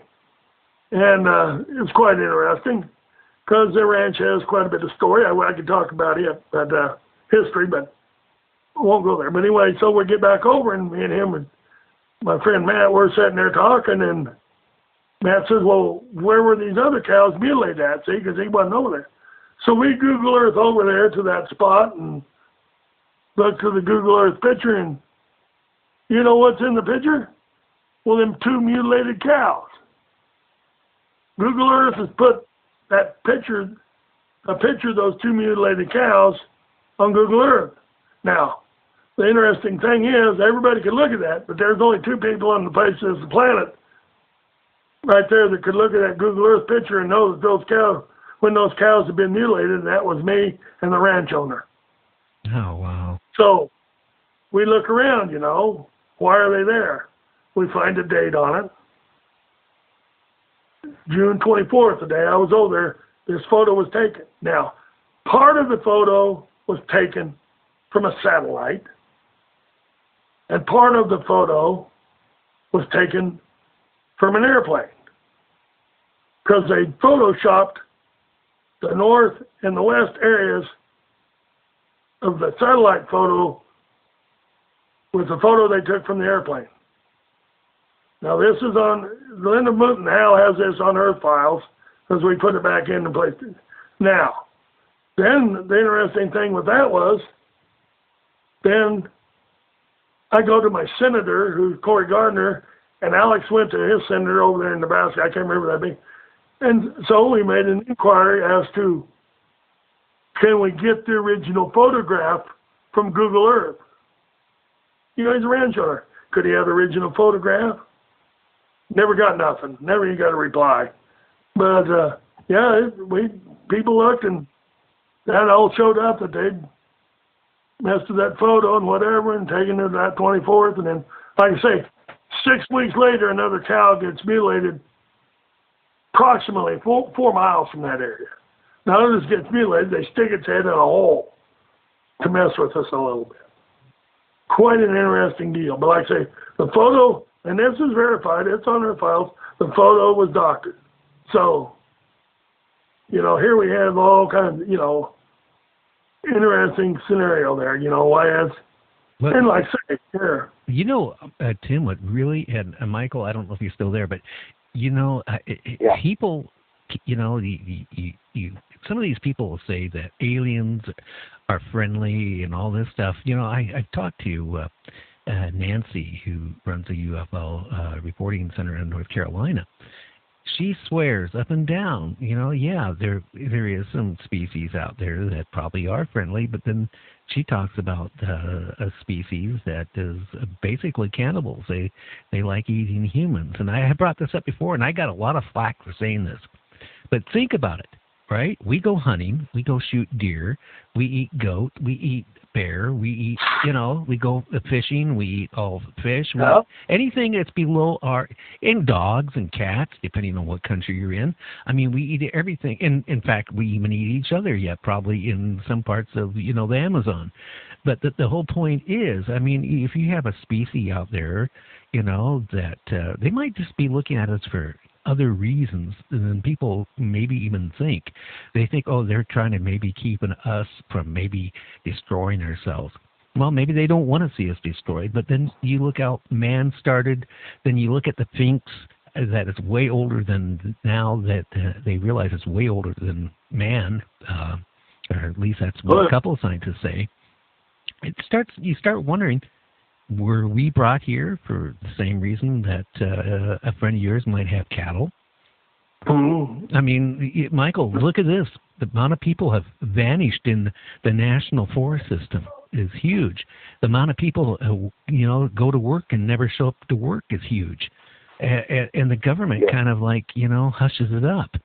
I mean, there might be a lot of abductions going on that we don't even realize it. Oh, I think you're right. I'm sure there are too. So I mean, you're lucky. I happen to know a guy. He's long dead now, James Gardner. He was a friend of mine. And I known him ever since he did Rockford Files when I was a kid, and I made a long-distance phone call. My dad almost cut my balls off because he got a huge phone bill. But James Gardner took my phone call, and I was maybe 15 or 16, and we developed a friendship that lasted till he died. I mean, he didn't use a computer, but he would get with a friend once or twice a week and read his emails, and we chatted for years, and he was in that one movie where the abduction. Fire in the Sky. Yes, and he actually said that movie made him realize that we're not alone. That's right. And I don't think we are. So you're actually lucky that you didn't wake up in a UFO and having these big eyes staring at you, dissecting you on a table. Well, I thought of that too. But, I wanted you on the show. Our time is up here because I got another guest here tonight. But what I wanted to have you on the show is I think it's very important for the younger people that are into the UFO, the paranormal, know what happened to you. And it's important they know what Dr. Lear did. And, it opens up your eyes that there's so much more out there than we can even imagine. Right. So anyway, Tim, I want to thank you for being a guest on the show. And, I'll send you an email. If you got the time, maybe in about a month, I wouldn't mind having you back on for another hour, and we can talk about, paranormal stuff a little bit more. Anytime. Okay, sir. Hey. Get a hold of me anytime. Okay. Well, hey, I'll be game. If I'm free, I'll be game. Okay, and get me a picture, too, of that implant. Can you? Try to? I'll see what I can do. I'm not too super duper, but I'll see what I can do. Okay, Tim. Well, you have a great... my technology experience is not quite up to yours. I'm 66, and it's going to be 67. Wait a minute, Tim. What is wrong with 66? I am 66. I like it. Nothing wrong with it. I just said I didn't grow up in the electronic age. Well, I didn't. Well, I did. Black and white TV, even. Yeah. Okay, sir. Well, you have a great weekend, and say hi to your wife for me. You have the same, Gary. You have the same. Okay. Thanks. You take care. Yeah, sure. Get back a hold of me. I'll be counting on. I sure will. Good night, Tim. Good night. Okay. Well, it's 17 people Dr. Lear removed implants from. And actually, I don't know if it was 18 or 17. I know Whitney's has an implant that a couple times that Dr. Lear tried to remove it out of his ear, and that little sucker kept on moving. They thought they would get it, and it would continue to move where they could not surgically remove it. And they tried, I know, several times. And also, Whitney would talk about how his ear would turn bright red and get extremely hot, like it was emitting something. So the whole point is, I know there's a lot of people walking around the street, that maybe they were driving their car, or maybe they were getting up in the morning or going to bed, and all of a sudden they lost track of time. Does that mean maybe, possible, that they were abducted and maybe have an implant? I don't know. Anyway, we're going to be back with Liz here in a minute about her book. It's about Bigfoot and stuff like that. I also want to thank Michael for stepping in here and calling in here tonight. And he's really great. He runs a group up here about UFOs and things like that. So what can I say?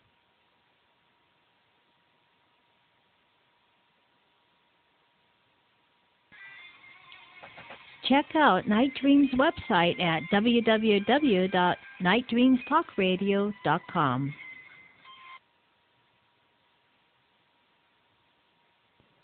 Hey, this is Gary from Night Dreams Talk Radio.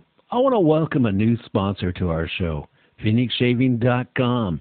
I know what you're thinking, right? Oh, another disposable razor company. Well, the fact is they're not.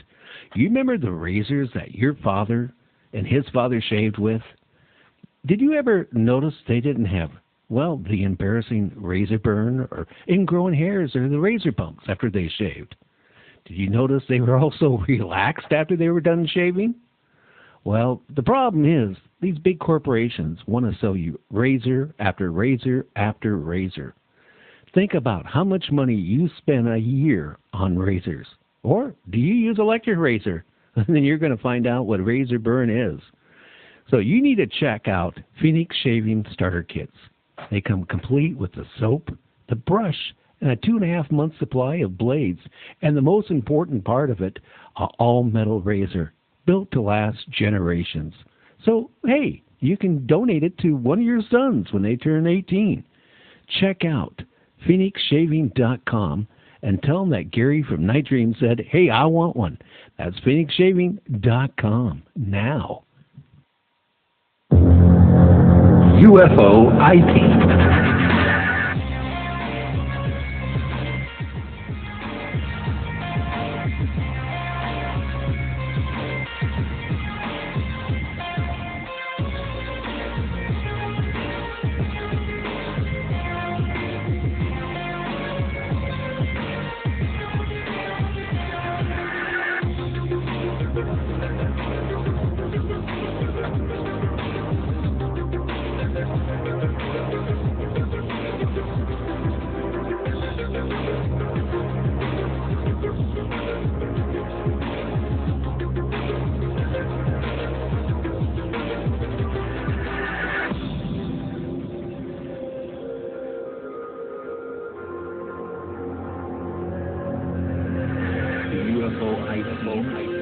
Which is a professional group of highly educated UFO / paranormal field investigators.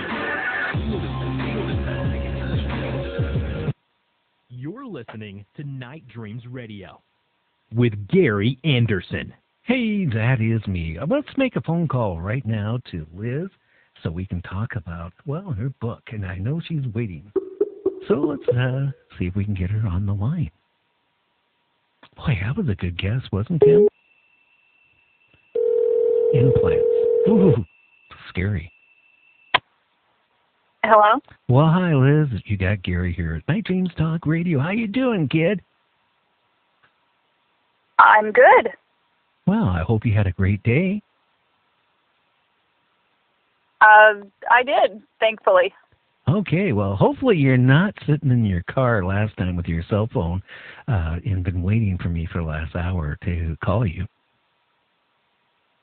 I've actually been sitting in my car with my cell phone for about the past 5 minutes.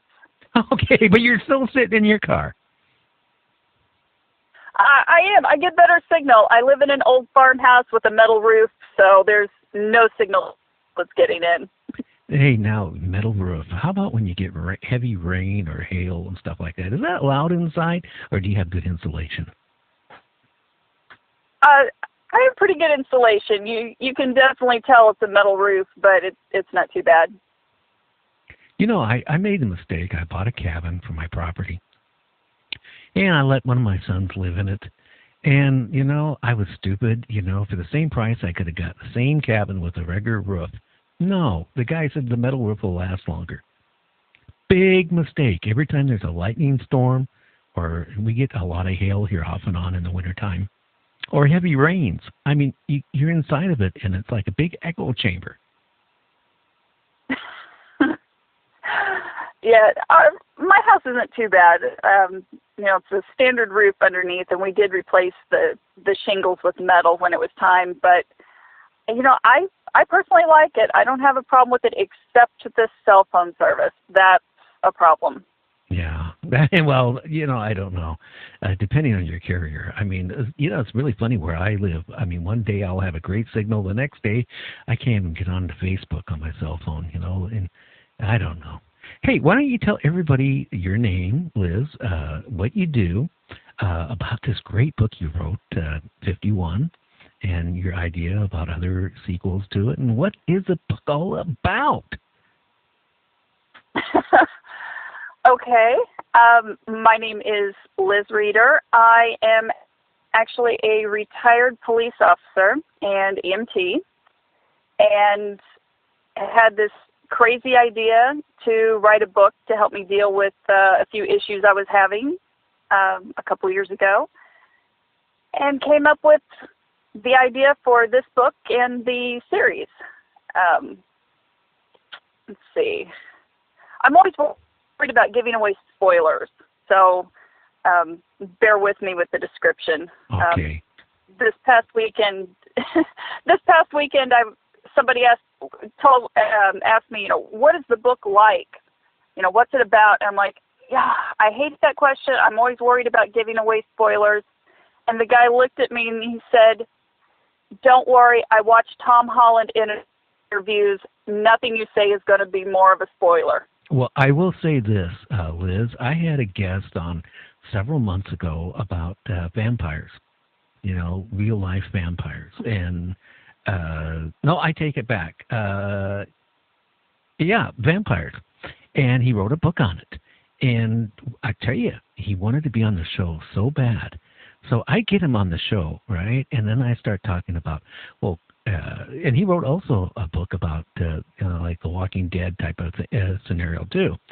And I started asking him questions about the book, and he goes, well, I don't want to talk about it because if I talk about it, no one will buy it. And then I try to explain to him, I said, well, you wanted to be on the show. You wanted to push your book and let people know about your book. If you won't say anything about your book, then who's going to buy it? Oh, I'm happy to talk about it. I'm just worried I'll say too much and ruin it for somebody. If you do, I tell you what you do. You go in your back room of your house, right? I'm sure you still got some handcuffs around, right? Handcuff yourself to the water tank and say, hey, I blew it. I can do that. Basically, the 51, The Beginning, is the first book in a 5-book series, which I did finish. This is the only one that's published so far. It starts out with a woman by the name of Lindsay Gold, who had been a deputy with the Sheriff's Department, being approached to come back to the department a few months later because the sheriff has abruptly quit and the chief deputy refuses to take over. She gets there. There are a few issues that, something seems to definitely be off with why the sheriff quit, but it's more of administrative things and that type of thing, so she just kind of lets it go. Few days into the job, they start getting these strange calls about creatures and weird things happening that have never happened in the county. So at first she's kind of wondering, are these people drinking something? Are they smoking something? Something has to be going on here that can easily be explained. And finally, someone is attacked in the river. And she's injured rather significantly, so they realize, there's something more going on here. As it progresses, they realize more and more that, something has happened. And ultimately, it leads to the discovery that there was an incident on the Army base in the county that is causing all this to happen. And her husband is in charge of the program but never told her because everything he does is confidential and classified. So she had no clue that he is ultimately responsible for all this mess that she is now having to work with him to clean up. Oh, wow. And that's the first book in the series. Well, I mean, okay.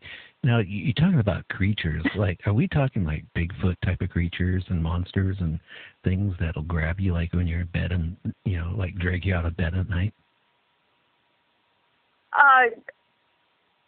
Actually, Bigfoot is in every book. And the reason is that is something that because I did set this in Missouri in the Ozarks, that is something that is reported to be here. There are sightings even within a few miles of my house. So I put that in every book. And what actually happened to her and the reason she was initially fired was she responded to a call and was attacked by one of them, which led to her being injured. And because of the situation, when she, went in, did her report and everything, she filled it in as best she could, but, how do you write a report saying, yeah, something attacked me, I'm not sure what it was, and I have no idea really what happened, but I got hurt. And the sheriff didn't like that, so he fired her. He wanted her to falsify the report and specifically say, this person or these people attacked me. That way he could ultimately, get, I don't know, really recognition, but so he could say, these people, look, this is what they did, so, they're being taken care of now, when in fact, that's not what happened. So he fired her for not falsifying the report, and then later she wound up replacing him. Oh, wow. When he quit.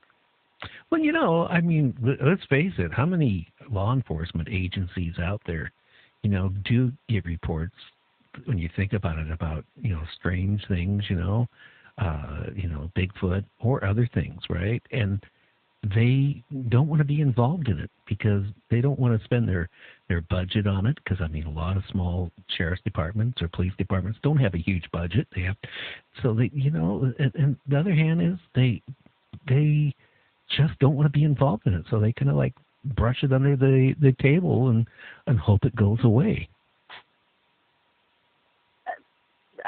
Probably a lot more than what we know about. In some cases, I'm sure, if there's been a report of damage or something like that, they'll go look. And I know a lot of departments will go look and say, yeah, there's definitely handprints, footprints, something here, but we have no idea. They do the basics because that's what most departments can do when they're small, is take fingerprints, and if they match someone, great. If they don't, then it gets filed, and that's it. Well, like footprints, like size 30 is kind of like strange, So, Exactly. Now, I got a guest that's coming up at the end of July that actually is working for a sheriff department in this country, and said that he actually ran across a Bigfoot. And he was actually told if he comes on my show that he will not have a job anymore. That does not surprise me. Well, I guess, let's face it. The paranormal is open. People talk about it, way more than they ever did. You go on to all the cable channels, you're seeing sci-fi movies, you're seeing aliens, you're seeing Bigfoot, you're seeing, everything, leprechauns, you name it. And, people are accepting it more and more. But then again, depending on what type of job you hold, your credibility is at stake. If you go around and you say, hey, I saw this. Not just so much maybe with the department or your job you hold. It's just people still kind of label you, if you know what I mean. They kind of label you as out there somewhere. Oh, absolutely. They do. So, Liz, what made you write this book? What all of a sudden came into your thoughts and said, hey, I want to write this book and write it? It definitely is like a 3-day read, if I'm not wrong. 2 or 3 days, yeah. It's not a super long book. It's I think 237 pages or something like that. And that's about a 3-day read. I wrote it. Yeah, I wrote it a little bit differently. I wrote it designed for adults, but it's safe to hand it to your teenager and say, hey, I think you're going to like this. I tried to keep it like PG-13 rating in there somewhere, kind of, which a lot of books, they're great books, but if they're written for adults, that's the group that it's targeted for, and you can't really hand it to your child and say, hey, you're going to like this too. Oh, wow. So where is your book available at? I mean, if somebody wanted to buy your book right now, where would they find it? They can get it in print through my publisher, through Amazon and Barnes & Noble online, also through my website.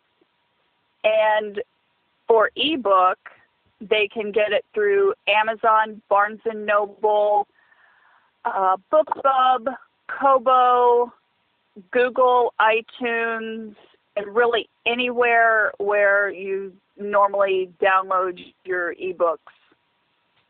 Okay, so I take it this story goes around about a military base, right? And some strange creatures that are lurking by the military base. Am I right? Yes. Okay. So I'm trying to pump information out without you, destroying your, your book. Is it any chance?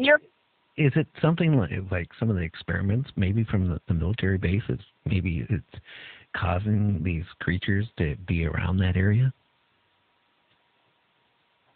What it is basically it's an alternate version of Area 51. Instead of it being aliens and UFOs, it is a containment and research facility for other things, for cryptids, for things that cause paranormal activity, for experiments that have been done but have gone wrong. All of that is housed, and in an incident, all the containments went down, there was damage to the facility, and basically they all escaped.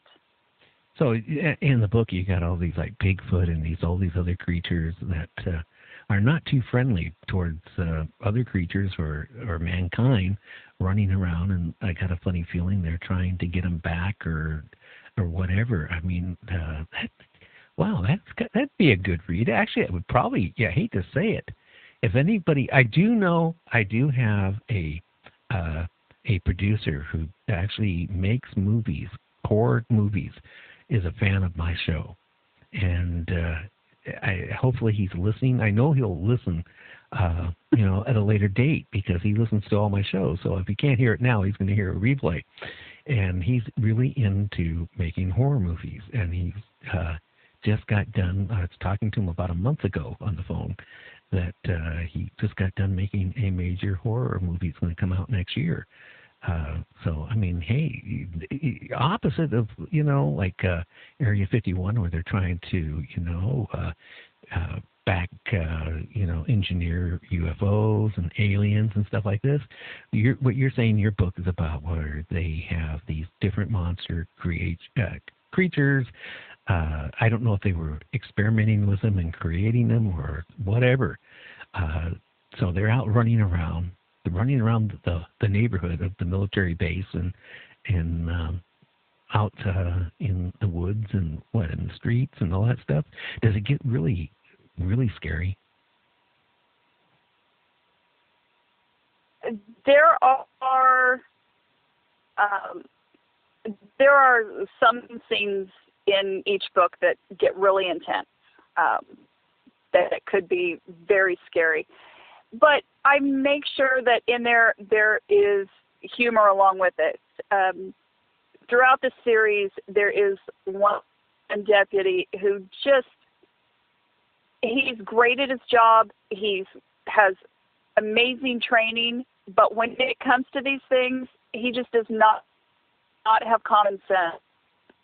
And one of the situations that he gets into is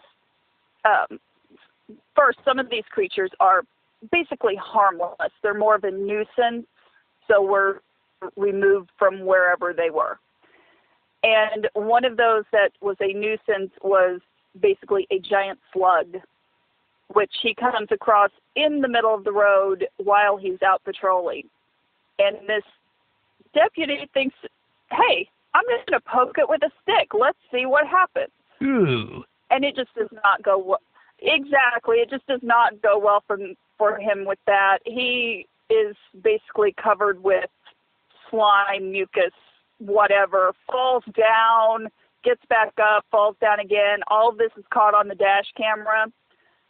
By the end of the 5th book series, he just doesn't even bother with reports. He just basically tapes the memory card for the dash camera into the file folder and writes down a time, date, and just what it was, and just says, watch it here. Oh, wow. Yeah, he is lucky, though. You know what I was expecting you to say when he poked the slug, and he got covered all the stuff, that he all of a sudden, turned into a skeleton, after it dissolved him, No, he wound up being one of my favorite characters because he was just so much fun to write and think of, okay, what is he going to get into next? Because he's one who has been friends with the sheriff for many, many years, and they used to work at different departments and things. So when she took over, he was really happy about it. So really can't let anything seriously bad happen to him, but funny bad can happen all day. Well, I mean, getting covered, I guess, was with a slug slime was bad enough. I mean, how do you go home and tell your wife, hey, my uniform is toasted here? Yeah. Or is he a single? It was the actual cop? getting in the car. He is single. Yeah. Yeah, well, I sure hate to sit in that doesn't car afterwards. do well with dating. It was his car. It was assigned to him, and he got to drive home and clean it out. Well, what's really bad is when you're a police officer, right? And you pick up a person off the street. I'm not going to use the word bum because that's not nice. But you pick up a street person, right, that is totally drunk, hasn't changed their clothes in probably a month, right? And they're walking barefooted, and they actually had 2 days' worth of accents in the back of their pants. And you're being told by a Starbucks manager, I want you to take him in. And you look at the guy, and you're holding your nose, and you're going, I'm not going to take that guy in and put him in the back of my car. I'm not going to arrest him. Hey, you know what? There's an answer to that. You call the EMTs. And they love you for it. I've been on that's when those calls. That's when you decide you're going to change professions.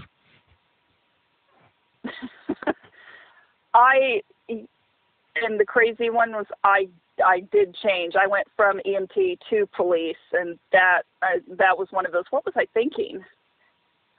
No, the real answer for the car in that situation is you go through the car wash, you open both back doors, and you power wash it. Yeah, well, if you don't do that and you bring the car back in, then it's going to go get filled up and go back out on their ship.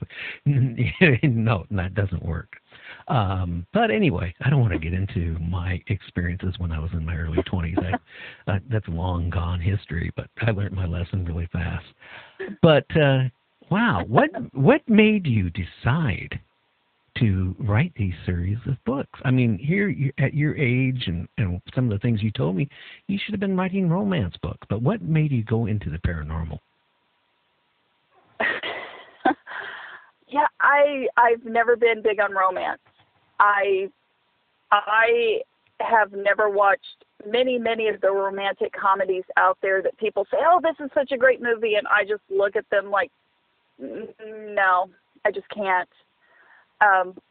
I have just always loved the paranormal. I've loved action movies and sci-fi and grew up watching it, and that just seemed to be where things went. Well, didn't you tell me on one of the shows you were on that you saw a young kid walking with a hoodie and all that stuff and all of a sudden disappear? Or is that what that's... Maybe I'm at the age where I'm mixing people up. Coming on your property? That was me. I was here on my property, and I was feeding my horses. And as I was feeding them, I saw what gave the appearance of someone maybe early teens wearing like a black hoodie, black cargo pants. It was kind of loose-fitting, baggy clothing.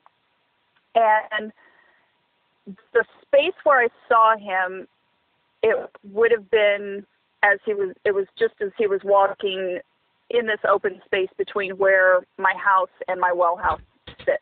Uh-huh. So there were a few steps that were taken. And I kept watch in that space because that was the only space where he could have walked back out, and never saw him leave. So I finished feeding the horses and walked over to where he should have been, and there was no one there. Absolutely no one. And it had been raining the past few days. There were no footprints. The grass was not pressed down. There was absolutely no sign that anyone had been there. Well, you better be careful, Liz. I mean, have you watched Jeepers Creepers, the original one? Yes. Okay. Yes, I have. Okay. I think I own it. Yeah, okay. And then you look at some other ones, that creature kind of disguised itself to look like a human being. So, I mean, you could have had a shapeshifter come walking through your property and, disguising itself to look like a, young man wearing kind of a hoodie and jeans and then who knows where it went to. It could have shifted out to where, it was transparent and you never saw it after that. I am more inclined to feel it was probably ghost or some kind of spirit with activity that happens inside my house rather than a shapeshifter or something. That's right. You told me something about when in a previous experience with somebody that your refrigerator slammed or did something, or a door slammed or something. Boy, if I could remember. My refrigerator door opens and closes every few months. I will hear it open and close when I'm in a separate room, and either I know where my son is and know it's not him, or I'm home by myself. So that's pretty common. But it was actually my bedroom door opened and closed. And there was no explanation for that, absolutely none, because my husband had thought it was me opening and closing the door, and I thought it was him. Yeah, so that would be kind of scary. I mean, if I don't know how old your house, if anybody had died or any passed on at your house before that, but maybe have you ever researched what was there before that house was built? At least on the property. I haven't. Yes, you don't know. I mean, when I grew up over in West Seattle, back in the 50s, our next door neighbor, even Seattle back in the early 50s, we're talking like around 1956, 57, right around there. Well, more like around 56. That would have been about 4 or 5. Yeah, about that. You ever watch The Real McCoys? That old TV show. I think so. Okay, or Green Acres, been a long time, or like Green Acres. Well, anyway. Oh yes, Green Acres. Over in towards West Seattle, Highland Park area, there was old, basically leftover farm type houses yet. I'm not joking. They had like an acre or so, and they had like chickens It was like an old, dilapidated farmhouse next to us. And, you know, the house my parents bought, they bought it new in 1952. I was born in 1952. But they bought it new, and, you know, that was the first new house in that whole block area. I mean, all the other ones dated back, 100 years old or more. I mean, before they were being torn down and rebuilt new houses. But the strange thing happened is that the guy who owned the house decided to go into his little shed, which I used to be a little kid. He used to chase me out. Me and my friends would go over there, you know, and sneak in the shed because of all that fancy old tools. It was really cool. Anyway, he hung himself in his shed, and I guess, you know, he was there for a couple of days before somebody discovered he was dead. Well, anyway, they tore the house down. They tore everything out and built a new house there. And the person who bought the house, the family bought it, you know, we got to know them because they were next door neighbors. They kept saying that strange things, you know, they heard strange noises and things would be moving. And, you know, till I moved out, you know, at one point in my life, that was going on, you know, still going on there. And it just makes you wonder, like, in your case, on your property, you know, that maybe something, you know, prior, before you moved in or before that home you have was built, maybe there was another, you know, house there or something, or somebody died, passed on, or something. We do know that there was an old house or homestead here before this house was built. Unfortunately, part of the problem in Missouri is there were so many farms, homesteads, and things, even prior to the Civil War, where there's no record. So there's so much stuff that could have happened here that there's absolutely no way of ever finding out. Well, tell me if I'm right or wrong, too. I mean, you're an ex-sheriff deputy. Now, when you get out, like in Missouri, and a lot of stuff around the Civil War area, even after that, right? People would have houses. Their relatives die. They basically plant them on the property. In the case of the Civil War, they would go through after the battle and just bury them where they were at. So you don't know what could have been on that property, you know, buried, and you know. And that's exactly it. And every so often after hard rains, there will be a report of a body being found, skeleton being found. And it can date back to the Civil War and even before the Civil War. There have been cases where it's been a Native American who had been buried and washed out. And, you know, the skeleton was there for 200 to 300 years. Oh, so there's, wow. Yeah. I mean, there's no way of telling. Now, when your refrigerator would open and close, right, and when it did you ever notice anything that moved in the refrigerator when that would happen, or just the door opening and closing? Just like maybe they were curious what this thing is. It just opens and closes. And the funny thing is, it's not just that I hear it. When it happens, usually at least one of my dogs will look toward the kitchen because they hear it too. Now, do you have any cats at all, or just dogs? I have cats and dogs. Now, tell me if I'm right or wrong. Have you ever noticed cats will be like looking at something in your house, for example, at something, and their eyes and head is turning, like they're following something, and you're looking, and it's like nothing there? Have you ever noticed that with your cats? I have, and I've caught my dogs doing it a few times too. I'm just kind of wondering if they can see things that we can't see. I mean, you know, they supposedly don't see colors. I don't know if that's true or not, but that's what I've read, that they don't see colors. But I mean, in cases like, but my daughter was a little girl. She had an imaginary friend, and she would be talking to her friend. But we had cats. We've always had cats, and, you know, and we've had a couple dogs, you know.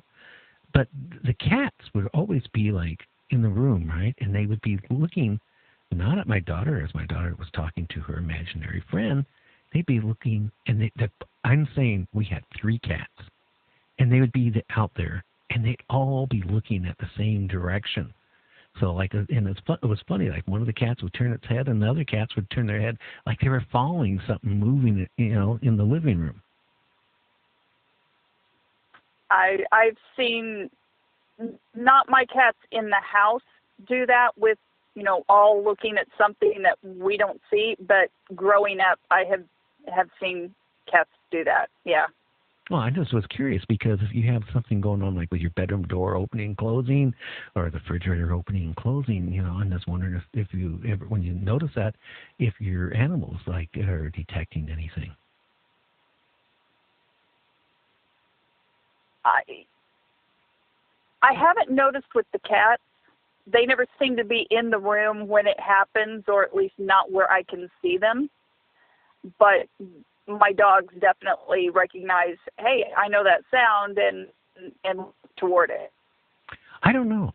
I would, and I'm not trying to scare you, Liz, because you're an ex-deputy. You're, I don't think you would be scared, but I would be more, a ghost. I kind of would, in a way, would maybe rule that out, because if whatever it is wearing like a sweatshirt or a hoodie or something like that, I'm really into right now reading about shape shifters, and maybe you got something like that going on and has happened on your property or something, or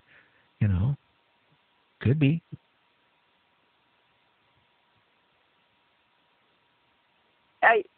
I don't have you shaking now, do I? It's really possible.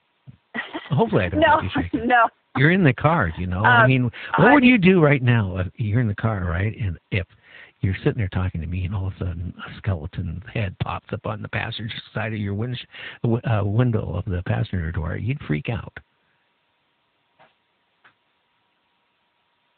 I would. I'm not sure freaking out would be a good explanation. It would be more of, okay, who is this and why are they here? I usually stay pretty calm. Not me. I'd pee my pants and run away. I've had enough things happen where it's just like, oh great, now what? So I usually stay pretty calm, even when it's something that most people are afraid of.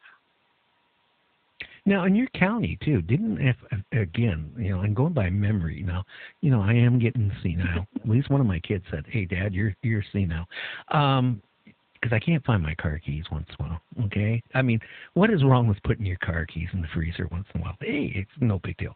But getting back, didn't you tell me one time, too, in your county there was a sighting of a Bigfoot crossing a road or something where a motorist seen it or somebody saw it?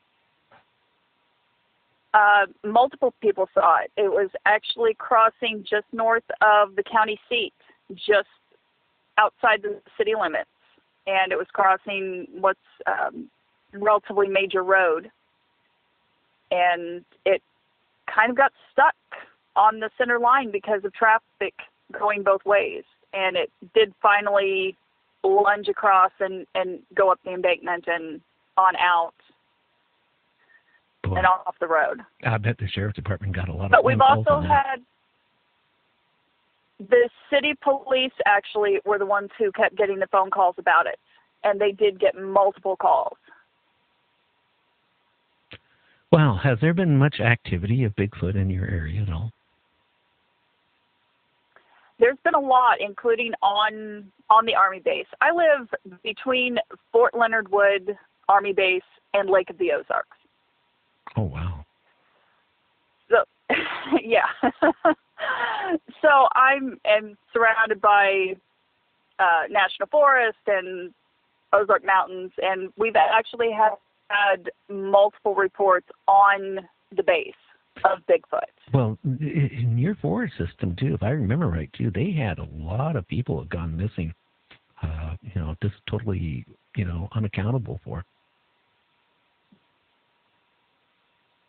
I don't know if you ever checked into that. They do in the National Forest right around me locally. We don't have a lot of people who just go out in the forest and disappear. Usually they are found We have, in Missouri, we have a lot of caves. We have actually one of the highest, if not the highest number of caves of any state in the United States. And we have a lot of sinkholes. And unfortunately, we had an incident a few years ago where a soldier was turkey hunting and he stepped just right and dropped down into one of the sinkholes and was killed. Oh, wow. And the space that he fell into was not even 2 feet wide. I mean, it was just, he stepped perfectly and just dropped straight down. That, up where I live, where I used to live, up by Auburn, Washington, up in Enumclaw, or Buckley area. Yeah, it was Buckley area. There was an old town that disbanded around 1910. It was a coal mining town, and it existed for about 20 years. They brought the railroad up to it. They did mining. They had a 800-foot shaft, went straight down to the mine. But the problem is, it was on property that a lot of people, it's been closed, since 1900s, but people still go up there and hike and do all that stuff. And occasionally they would disappear. And they did cover up the main shaft finally back about 30 years ago. They put railroad tracks across it and steel plates on it. But they made the assumption that they must be a lot of where they put air vents in, for the mine, and they probably never sealed them, and, they're a couple of foot around, and somebody go walking through the woods and step on one and drop about a couple 100 feet down. Yeah, and it's very possible that's exactly what's happening, because people don't realize how many ventilation shafts there are in an old mine system like that. Oh, yeah. And there's no telling how many may not have even been officially reported as, hey, here's where this shaft is, so we need to make sure it's covered when we're done.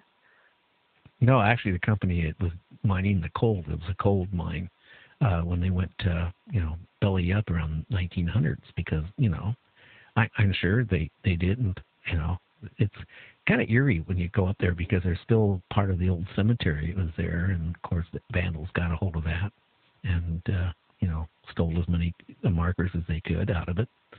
But, wow. Where you live, it seems like no matter where you are in this country, there is sightings of Bigfoot. And that's why I was mentioning about shape shifters, because they have been actually tied in with Bigfoot. Or at least some scientists are claiming that, that it could be a Bigfoot that can, shift and, give the appearance of a different creature or of a human or something. So you might have, when you really think about it, that kid that you saw walking in that hoodie, and jeans, and he had no accounting for it, could have been a Bigfoot, checking you out. That's an interesting thought. I would have never really thought about that one. And there was a Bigfoot sighting just maybe 5 miles from where I live, on the same river I'm just north of. Yeah, see, that's very close. 5 miles is possible. Oh, yeah. When I ran in my Bigfoot back in the early 2000s, I was only 2 miles off from the main, not a main road, but a road, that was traveled a lot. But, I was only 2 miles off, so 5 miles and 2 miles is, that's not a big distance. See, I went around this whole big story just to get that out of you. You know that.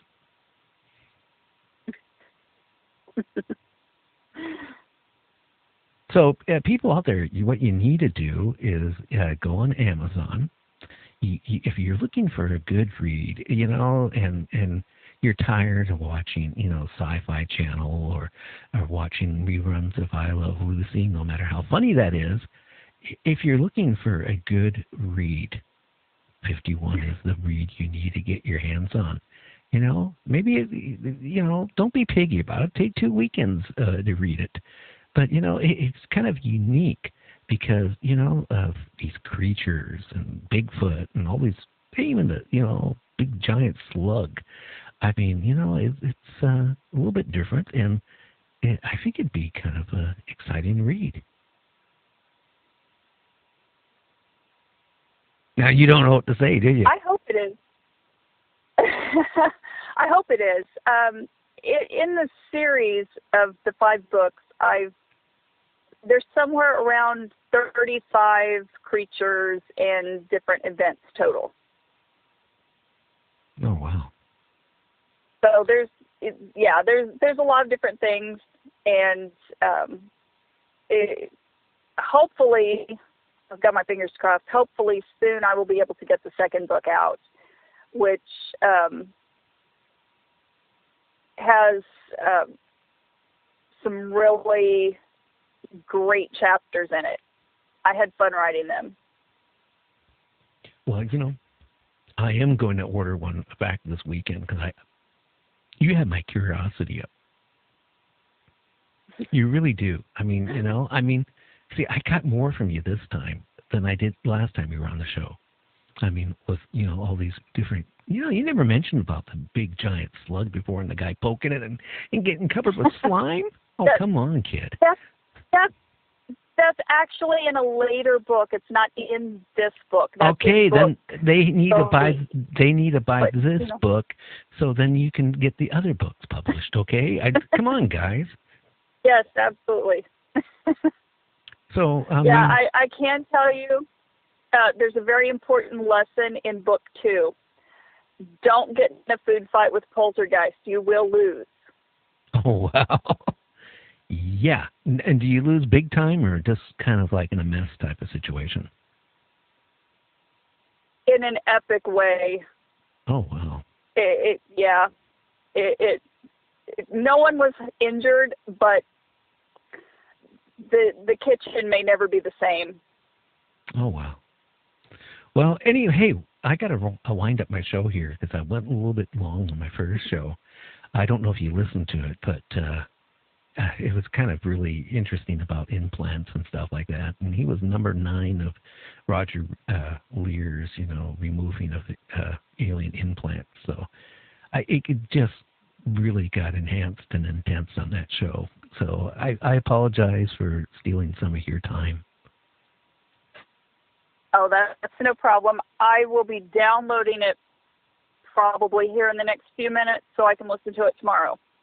Great. It's a good listen, and I think your show is good too. But you know what? Just think about that. That kid that was walking on your property could have been a Bigfoot. Just think about that. I don't think it'd be a ghost. Yes. No, because really, I've interviewed so many people, especially in the last month on Bigfoot, and I got some more Bigfoot guests coming on, and one of them's coming up here in a couple of weeks. That's one of his main things is that Bigfoot can change their appearance. So, all the way into like a human form. So if you're out there hiking somewhere and you think you see another person, that they're emitting something to your brain to make you think that they're, you're seeing another, human being, when in fact they're a hairy creature. So, Well, that gives me something to think about next time I'm in the woods. Yeah, seriously. Look under Bigfoot shape shifting, and you will see it. There's a lot of talk about it. So, I would be, if somebody, was walking on my property and described the way you described it the first time I talked to you about it, and just totally vanished, I wouldn't think it'd be a ghost. I especially with the reports around your area about Bigfoot. I have seen, and not only I've seen, but other people have also seen in my house, like kind of a shadow peeking around the door facing, looking into the room type thing. So, I'm kind of used to seeing like the shadows go through and appear in different areas. So I had just kind of wrote it off to that.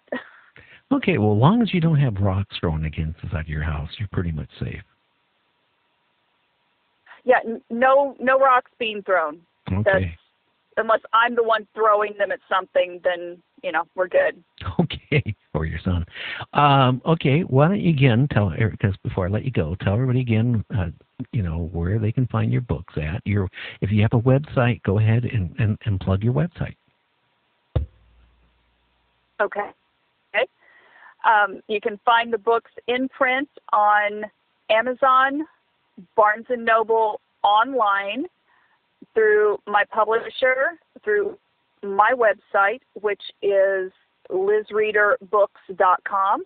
And you can also get them in ebook form through Amazon, Barnes & Noble, Google, iTunes, Kobo, BookBub, and I'm sure there are several others I'm forgetting. Well, people out there, again, if you want a good read and you want to support Liz where she can get her number 2 and 3 and 4 and 5 book out, hey, get a book, spend the weekend, and have some fun and a little bit of scariness all tied into one. And that's book, 51, correct? Right. 51, the beginning. Yeah, 51, the beginning. Okay. Hey, Liz, I want to thank you for coming on the show. I appreciate you being on the show like always, and, keep in touch. Absolutely. Thanks for having me. Okay, kid. You take care and have a great weekend. And feel free to message me anytime if you see a strange person in a hoodie walking across your property again. I don't think I can Absolutely. do it. I don't think I can. Pictures. You probably, if you got the pictures, it'll probably come out as a Bigfoot. That would be amazing. It would. Have your cell phone with you and have it. Of course, you know what? People, like when I had my encounter in the early 2000s, I had a camera around my neck, right? We were out taking pictures, but you know what people would say to me? When I talked about it the other night again with two experts last night, and then the night before that on Bigfoot. I got people, it sent me emails like you wouldn't believe. Well, you had a camera on your neck. Why didn't you take a picture? Hey, I'm a coward. I ran. Because humans have the instinct of self-preservation and to run. I sure do. Okay, well, you take care, Liz. All right, thanks. Good night. Okay, well, we had a great 3 hours tonight. Again, I want to thank Liz for being on our show. Book 51, The Beginning. I want to thank Tim Cullen for being on the show tonight. Number 9, implant removal from Dr. Lear. So, I think we had a great show. It's only going to get better. I have some major guests coming up in July that'll knock your socks off. It knocked mine off, and they are coming and asking to be on my show. And like Steve Bassett's going to be on our show. And if you know who he is, he's into UFOs, like the godfather of UFOs and conspiracies and all that stuff. He'll be on, I think, around the 16th or so of July. So, hey, I want to also thank, our caller tonight, Michael, for, calling in as a guest. I got to get my Skype working. I'm going to look into a new program over the weekend called Zoom. That might kind of cure this call, situation where I only get 1 or 2 calls and then my Skype locks up. I don't know what it is. It's frustrating. But anyway, I want everybody to have a great evening, and we'll kind of stay out of trouble.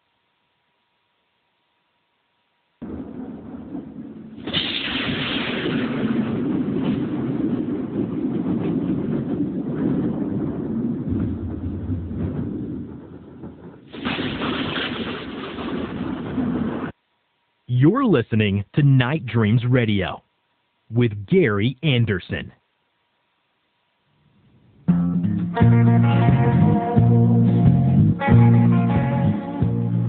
There once was a man who had some land in eastern Washington. And on his land, this man, he had a deep, dark hole upon. People came from miles around and throw their trash down in the sea.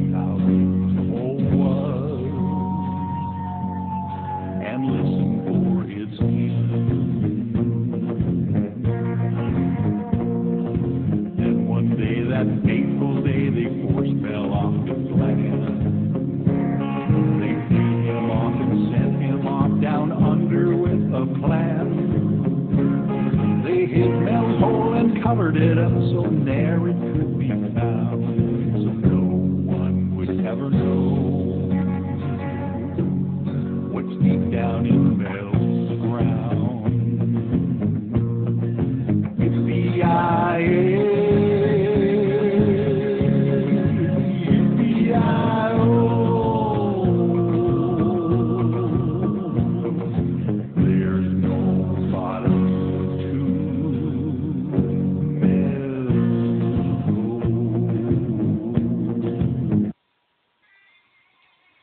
Check out Night Dreams' website at www.nightdreamstalkradio.com.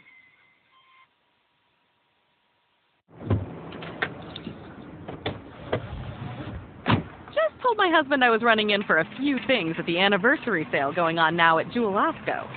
Truth is, I'll need his help loading the car when I'm done because there are so many great deals. Don't miss the anniversary sale going on at Jewel Osco. Click on this ad to see the great deals going on now. Now these are savings worth celebrating. Pop the trunk, honey.